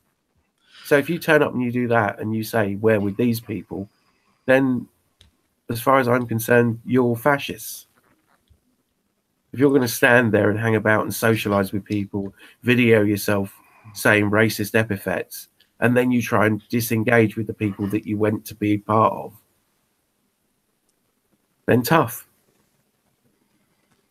You know, but an Antifa's doing like the same thing as the alt-right's doing, and not having a dialogue with the press, not getting their message across. I still don't know what Antifa stand for. Yeah, it's kind of sad because it's the two movements seem to have more in common with each other than they think, at least in tactics. But I mean, whatever the alt-right said it was supposed to be 5 years ago, or whenever it started, I don't know the history that much. Whatever it said it was supposed to be, right now it's basically the main speakers are all ethnic nationalists, and so it's you know, if you don't represent that idea, you probably don't want to try to rehabilitate the label, because it's probably not going to ever happen. But yeah, and those, yeah, you're right. Those people, those kind of people were at Charlottesville, and you know, if there is somebody that self-identifies himself as a neo-Nazi, then you know, yeah, I don't know if you really want to have a conversation with them, because that's probably not going to work out very well. But as far as like the subject of deplatforming, because there are people in our circle of friends who talked about deplatforming people, and no one's going to like this because I'm way too specific, but my definition of deplatforming is if somebody makes a threat against somebody else and they have the means and motive and opportunity to carry out that crime that they threaten to do, then okay, deplatform them. But anything lesser than that, I probably wouldn't agree with. Yeah, it's tricky because those lectures are set up by people with in some sort of authority. So if you're going to have, if basically your university says we're going to pay for this person to come and talk to you, I personally think it's more of a win if that person's talking to an empty lecture theatre. If all the people in the university don't believe that person's got something valid to say, and none of them turn up, then they're not going to book them again. And fair enough, if you want to protest, you need to protest that in a way that explains what you believe in and why you think they're wrong, and is in an organized enough way so that you're saying, look, you know, this is just what we believe. You may believe differently. If you go in there, you know, you're going to listen to someone talk about X, Y, and Z. Or if you're going to have someone come and speak, you maybe have a little lecture beforehand, like a couple of days beforehand, and say, these are the things that this person said. This is what this person purports to believe. Because generally speaking, those people have done YouTube videos and said, this is what I believe, which you can't really take back. So you might as well write it down properly, or have written a book. So that you should have access to what they're going to talk about. The other side of that is almost contradictory is that some of these people, say things that's borderline hate speech. So do you use university funds to give a platform to someone that is going to talk about something that is essentially hate speech? And then the third thing is, if you're at university, you're going to go out into the world where people say this shit. So give those people a platform for disagreeing. Change the way those lectures work. Learn in a dignified way to say, I do not agree with you. I think what you're saying is utter rubbish. Rather than what looks like to an outsider a tantrum when somebody says something you don't like. Yeah. Well, when you prevent people from talking about these ideas and either saying something ridiculous and proving that they're stupid, basically, to everybody, or if they're contested, actually, showing how they're logically wrong and showing people a better alternative. When that is removed, then all you really have in its place is something that's bordering on violence being inevitable. I don't want to say that it would be completely inevitable, but it's pretty close to saying that, if you don't let people hash this out in speech, they're going to hash it out on the street violently. But we used to have something called the fairness doctrine in the FCC, which means, like, if something was broadcast on the radio, they had to have opposing views. And I'm not here saying there ought to be a law, but I am saying, like, you could use that as a model to say, like, well, maybe we want to have, two different views presented when we show something that's so polarizing.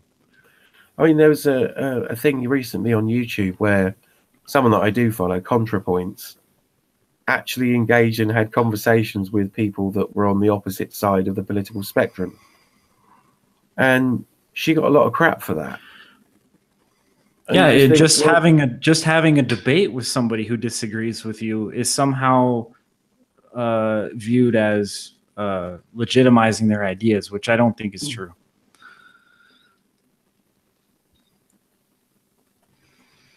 But yeah, I think it's tricky. I know some people get really freaked out when somebody says something that they don't agree with, or they feel that their ideas are borderline hate speech. But it's like you wouldn't go into a courtroom without a lawyer and then against, say, the Apple Corporation, and then throw a tantrum because you lost, when they've got someone that all they do is talk on behalf of that company and sound reasonable. And maybe have it like a debate team where you just say, right, okay, you bring your champion speaker on this right-wing issue, and we'll bring our champion left-wing speaker, and we'll see how that goes out. American schools usually have debate teams and stuff like that, where people are quite good at getting a point across. And still, if somebody, quote unquote, wins the debate, that doesn't necessarily mean their ideas are the best. That just means that they were able to articulate it better. I think sort of, not, especially at universities, not presenting ideas that you disagree with. I mean, you know, is detrimental. I mean, you should have ideas that you disagree with, you know, put at you, and you should be given the intellectual equipment to disagree cogently and just go, no, I don't buy that. You know, you should be. I mean, I'm faced with people I disagree with all the frigging time in real life. Right. And I don't get into fist fights on a daily basis. I just go, right, okay, in my experience, which is long and varied now, I don't think you can. It's a good idea to discriminate against someone because of their gender, their preferred pronoun, their race, their religion, or whatever. You know, I fully agree with disagreeing with someone because they're an idiot, and sort of saying you're wrong because, you know, not I feel you're wrong and I'm going to throw a tantrum if you don't agree with me. I'm going to, you know, you can't. You know, here we go. Look, this is not true. But I think a lot of it's down to entitlement on both sides, really. Like, people are going to disagree with you in real life lots of the time, and you should be prepared for that.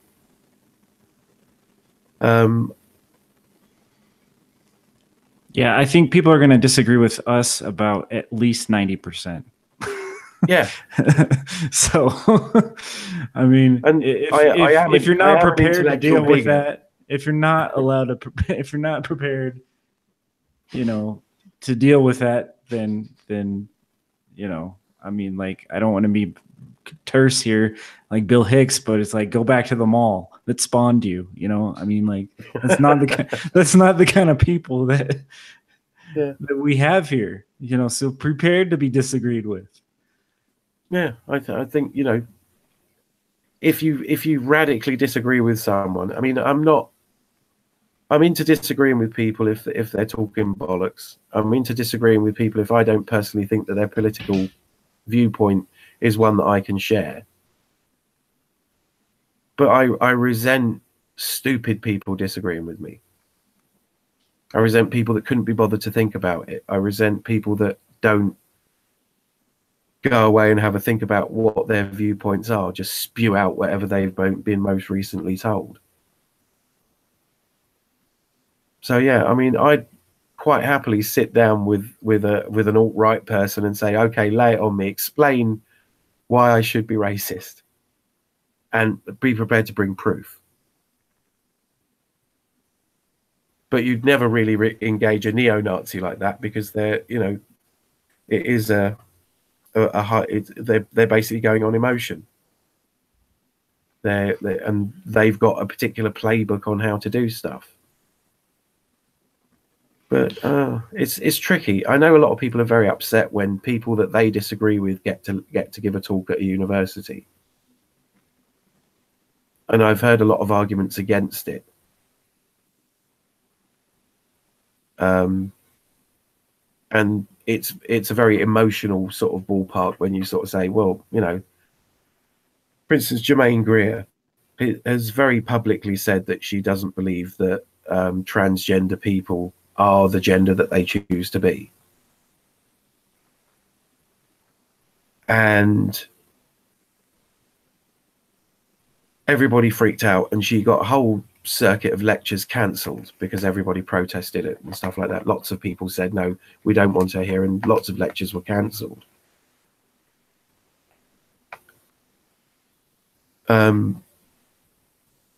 But this is also the person that wrote The Female Eunuch and emancipated a lot of women and brought second wave feminism, where actual laws were enacted in favor of equality. Just because somebody doesn't agree with you on one point, does that invalidate every other good thing they've ever done? And what if it emerged that Martin Luther King didn't like gay people? Right, right. Does that invalidate Martin Luther King's struggle for, you know, emancipation and equality? Yeah, you know, well, that's the other thing is you know, what they call this the purity spiral. And I kind of got into trouble being a little bit too puritanical about anarchism back in the day too. But, you know, like, excluding people that maybe I shouldn't have excluded, but it's kind of like, yeah, the yeah, if somebody generally agrees with you about 80% of the time, like that's probably all you're gonna get. So Yeah. I mean, that person is pretty similar to you. Maybe that they don't exactly share your views 100%. Maybe that shouldn't be a reason to disown them. Yeah. I mean, yeah, it's complicated. There was an easy answer that it would just be the thing we did. Yeah. It's like, if everybody knows the shortcut, it's called the way. Yeah. It's not... Well, no, to like answer your question, it's like, I mean, a lot of things that people like knee jerk react to that they get upset about. And it's like, well, it's down to terminology, especially with this issue. It's like, okay, well, what do you actually mean by that? Because I think you mean this by that, but I'm not really sure, and I'm just assuming. And what I'm assuming is that you mean something bad, but we don't really know until we define our terms and talk about it, whether we agree or disagree.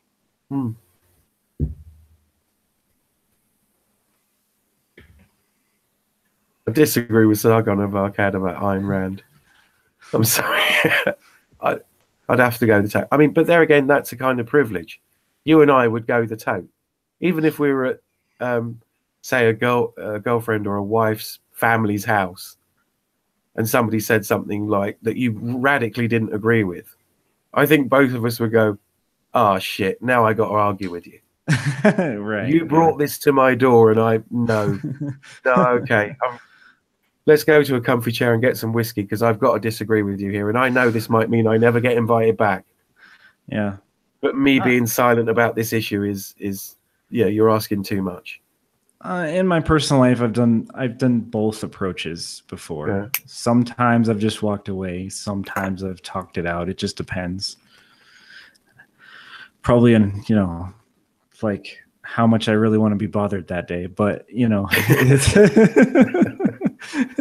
but yeah. But I mean, like with Sargon, like even now, like I don't think he's convinced by objectivism or Ayn Rand. Like he hasn't been converted, quote unquote, converted to an objectivist by talking to Ron Brook. He's just trying to have a conversation. He's probably trying to get just more people to come, see him talk. Like, I don't know exactly what the motivations are, but like I know that it didn't change him significantly by doing that.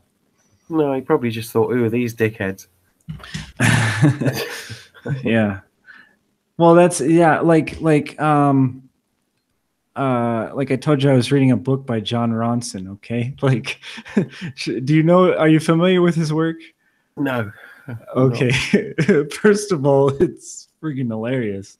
But it's kind of like the Thoreau Weird Weekends. All right, yeah.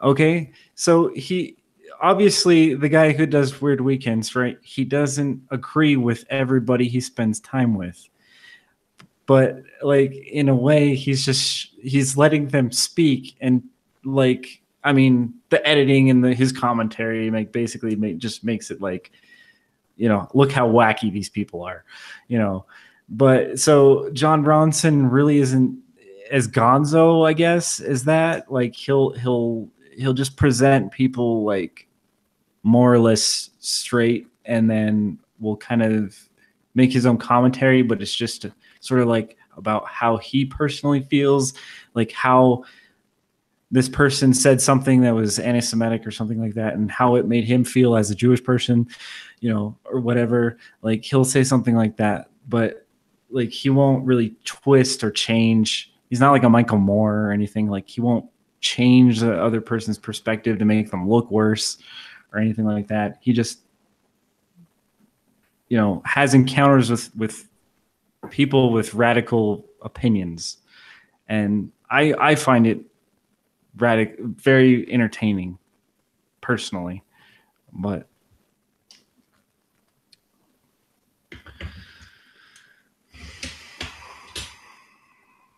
yeah, I think you need to sort of say, okay, I'm not going to get into a fight with you, but just tell me what you believe, and I'll let you speak, and I'll tell you whether I agree or not. But yeah, I mean, just censoring people. I mean, you don't. I don't think there should be a rule that you should have to do it. I think we're both kind of interested. If somebody holds a particularly wacky belief, you're going to go, okay, go. But I'm going to be sitting here with my laptop, and if you say anything that's just outright bullshit, I'm going to look into it. Like if you I want to get a flat earther on, goddammit. You know, I don't. You should necessarily let a flat earther educate primary school children. No. You know, or somebody that believes that lizard people are running the world. I don't think you should let them run Sunday schools. But see, I presented that idea to you, even when I didn't believe it. I could present that idea to you and we could have a conversation about it. And it was interesting. You know, it went on for several hours about lizard people.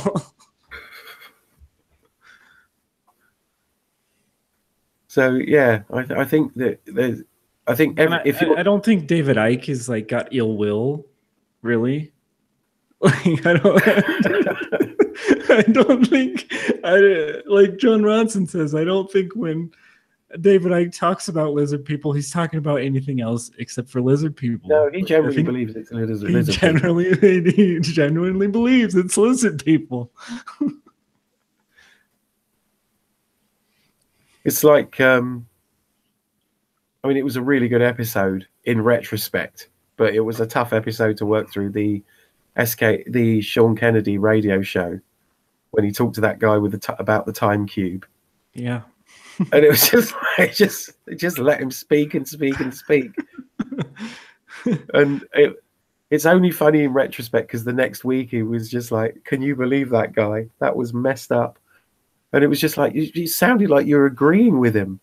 Right. And he's just sitting there and just like, oh yeah, because everything's in fours. You know, you've got 4 seasons, you know, you've got up, down, sideways, you've got 4 points of the compass. And I've lectured NASA on this. Have you really? Yeah. How did you lecture that? Was it a bullhorn outside the offices? Right. Yeah. Yeah. You just got to be like, okay, maybe you need to have, as a response, like a class of professional listeners that will just go and listen to, I don't know, Nazi propaganda. Just so that they're being heard. And maybe just if you listen to it in a calm way and went, I don't really get what your problem is with like everybody else on the planet. Yeah. Really. Yeah, but you seriously needed to get it off your chest. It's a purity spiral problem again, because I'm not an enthusiast or anything, but what I know from what I know, it's these people are so racist they would have thrown Hitler out of the Third Reich. Yeah. They would have said that Nazi Germany wasn't racist enough. Like their whole movement will start tearing itself apart based on a single drop of blood kind of theory. These people are going to eat their own. If you want to let them have their own community. My wife is putting like notes on the door. If they want to have their own community, I miss you too. They're going to destroy each other.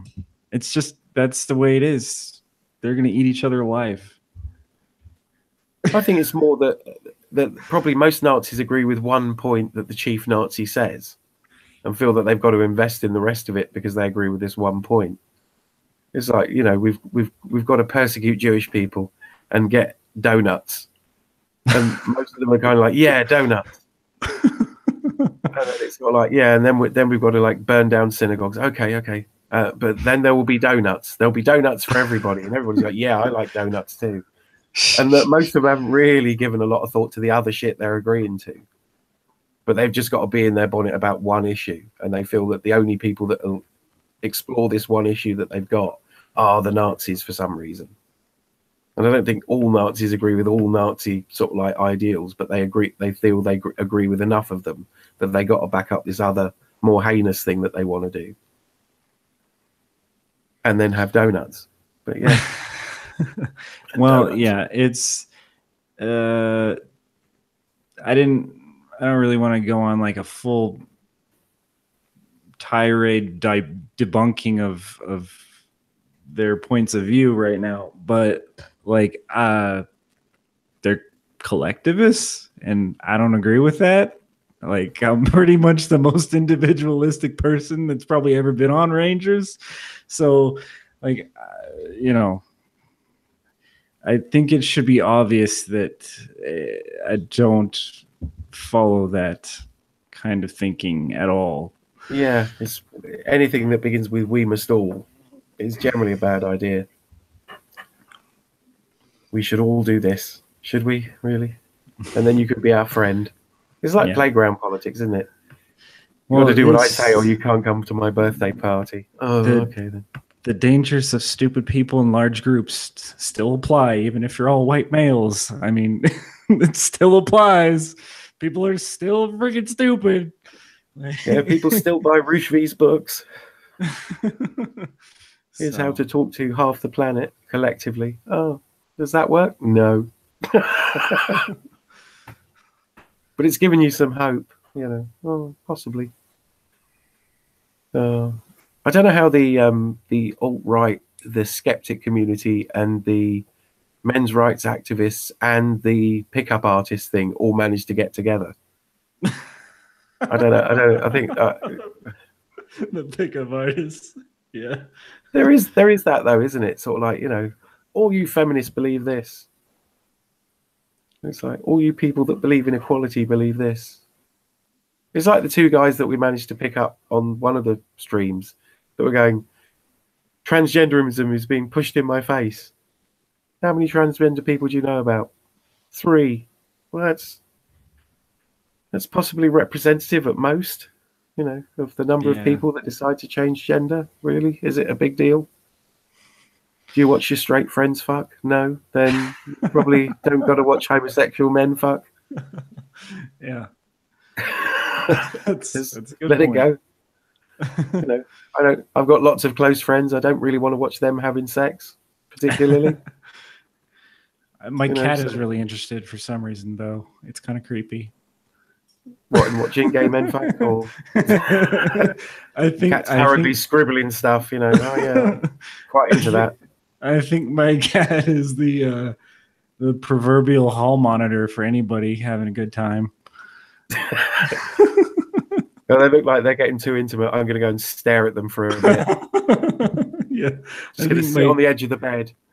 Since my cat has been spayed, she's like militantly and asexual. She gets disgusted with anybody having a good time.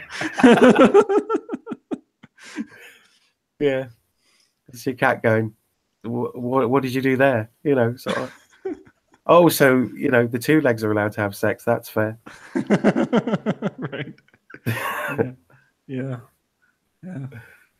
Oh, right. She's gonna kill us all in our sleep. It's gonna happen. Your cat hates you. Just letting you know. Does. Yeah. I mean, I don't know about yours particularly, but I'm speaking to the audience right now when I say your cat freaking wants you to die. Well, after you've opened the last can of food. Yeah. Well, they're probably going to wait for you to die, and then they're going to come eat your face off. So it's going to happen. Well, it's better than snakes. It's that person that sort of like said, if you die, your dog will sit by your grave and howl. Yeah. If you die, your cat will eat your face. But a reptile is the only pet you can have that will actively wonder what you taste like while you're still alive. Yeah. You see those people with giant boa constrictors in their homes, and then they're sort of like, "Oh yeah, well I am quite scared of it." Why have you got it in your house then? This is a phone call for animal control. Get this fucking. I'm sorry, I made a mistake. Get this friggin' thing out of my house. Yeah. I like to keep poisonous spiders. Why? I've known people like that. They're weird people. I don't get it. I knew someone that used to have a couple of boa constrictors in their homes, and it turns out that they had like sharp knives within reach wherever they were in their house. And it was like, what? Well, if it just has a funny moment and decides to go for me, it's like, you think that's a possibility? Well, there's a good chance of it. And it's like, that's not a pet then. That's, you found modern life too easy to deal with, and you thought you'd introduce a random element that might kill you at any time. Yeah. How bored are you? You know, just take up smoking. If you want a risk, if you don't want to be so risk averse, smoke cigarettes. You know, don't have a fucking snake in your house. Oh. Although I do think it's a kind of a clever idea to keep police from searching your car.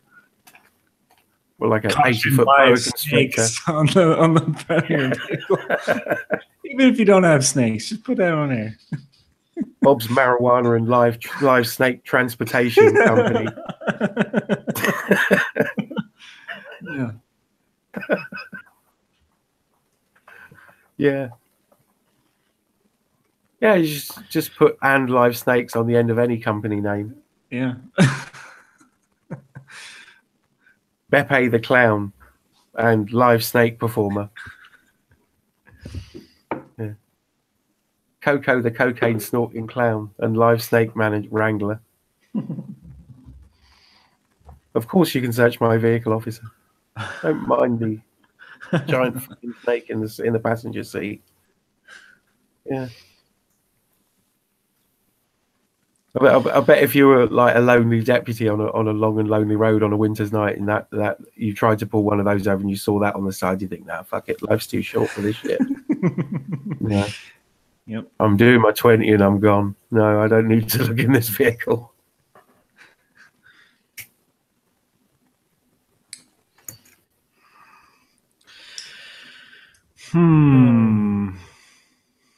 So what else do we got here? There's some things that we're going to be doing on the Rangers TV show. Got some cool shit coming up. I think I've already mentioned the infrared goggles, which took a bit of a hiatus, given that two companies did not send me an infrared camera, just sent me a standard one, which was shit. Yeah. Which is a hassle, which I'll need to sort out. But all the rest of the stuff is to hand. Grafen has possibly got a line on a really interesting Morse system where we can actually have a Morse IRC, like worldwide, with no infrastructure, no internet, literally send radio Morse signals and have them decoded. Nice. And then we can maybe have a moderator post those in the chat room. But the cost of that is really, really low, because he's much more smart on the whole ham radio thing than I am. I'm like plug in box, press button, see if you can talk to anybody. But he's actually done some of the work on it.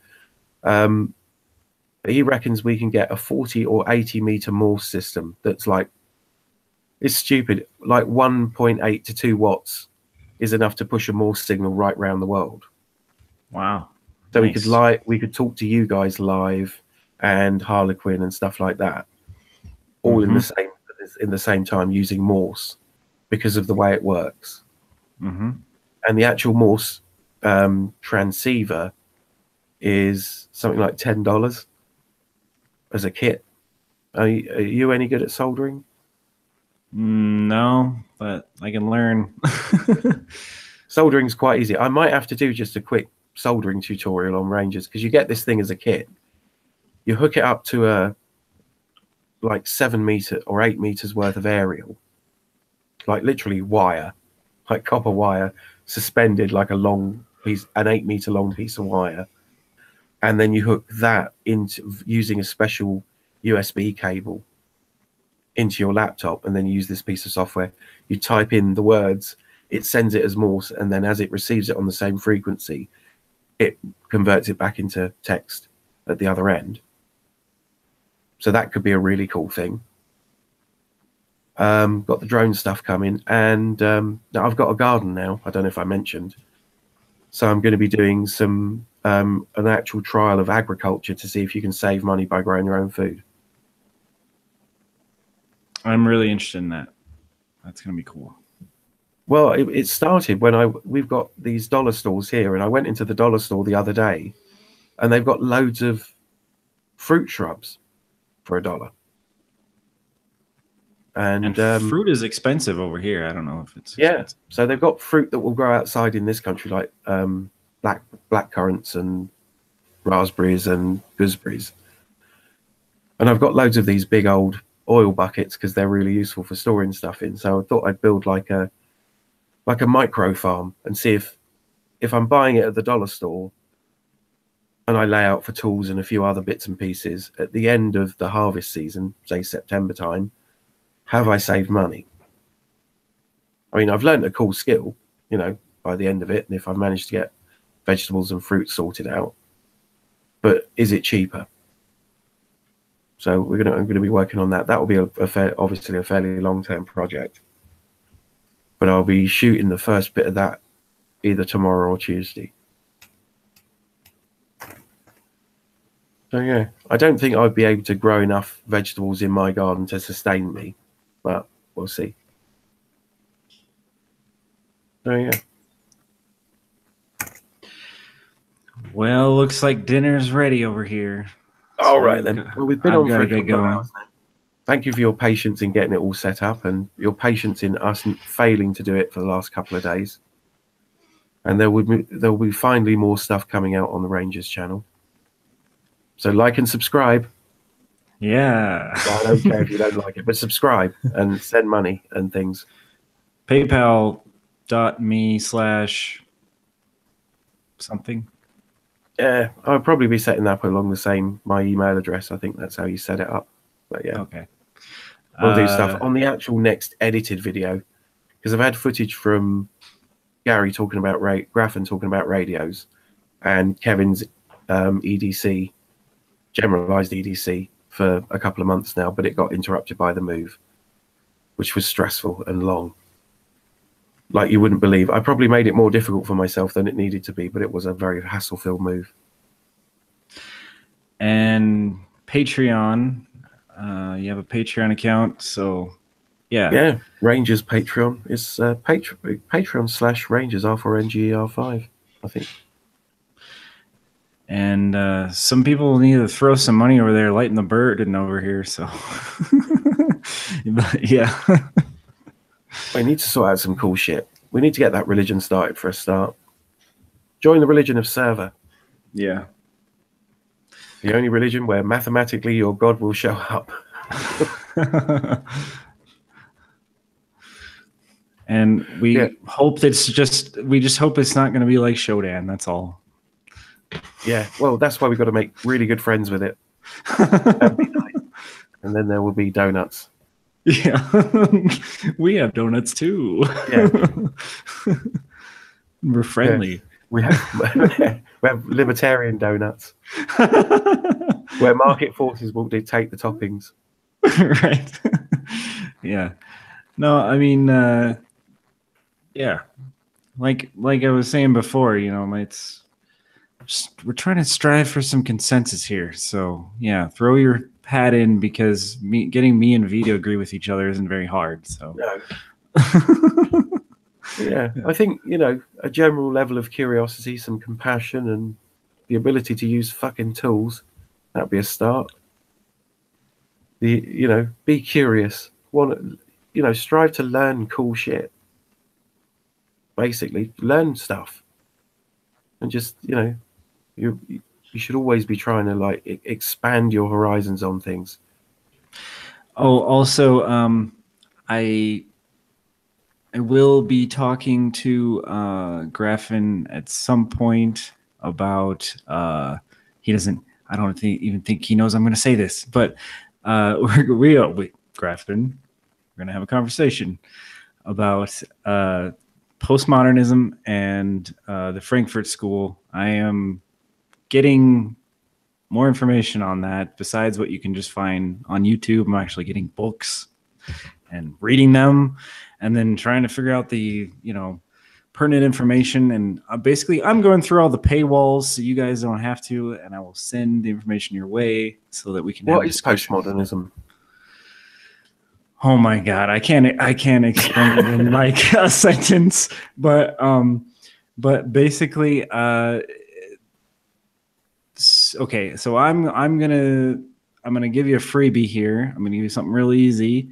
I've watched way too much information on this, so if you want a person who does a pretty good summary of it, I would say search Stephen Hicks and postmodernism, and he does an hour and 20-minute presentation that will probably get most of the information. He has another, I think it's 4 hours reading his book that he wrote on the topic. So I haven't. That's not easy to encapsulate then. Yeah, I haven't made it all the way through. I mean, you can, you can encapsulate the Frankfurt School in about 20 minutes, but like postmodernism as a whole is a huge topic, and it's kind of like what spawned, it's the greater movement that the Frankfurt School belongs to. So it's a really big topic. I'm trying to get condensed versions that are, get it down to like 3 or 4 hours of explanation, and then shoot that off to you guys so that everybody can be on the same page when we talk about it. But yeah, it's a big topic.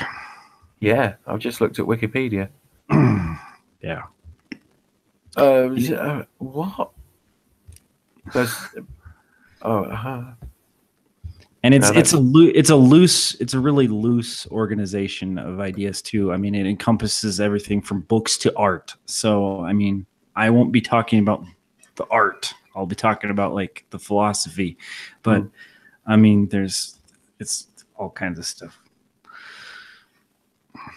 Yeah, I'm flashing on Stefan Molyneux's audiobook at this point. Uh-oh. Where he talks about postmodernism and postmodernistic speech for about 3 hours in that. Well, he did a debate with Thaddeus Russell or something, and I listened to half of that, and like, he's not a good person to explain the position at all. You should look at something else. I gathered that when I listened to the audiobook. Yeah. Yeah. Okay, so we're going to be tackling big topics. I really want to. I almost want to be in the room while you're discussing it with Graf, and I definitely watch the live stream if you do it. Yeah.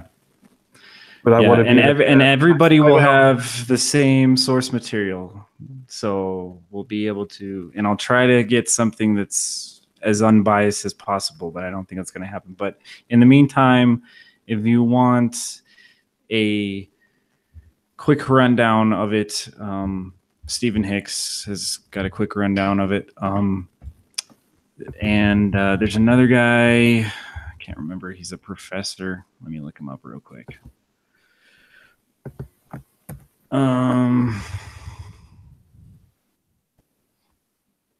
It's one of the first links that comes up.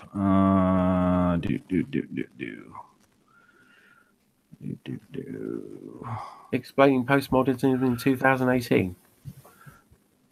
Yeah, that's the Stephen Hicks one that you should probably listen to. Apparently, there's three stages of postmodernism. And rather worryingly, postmodernism part 1, which is an hour long. Yeah. How many parts are there?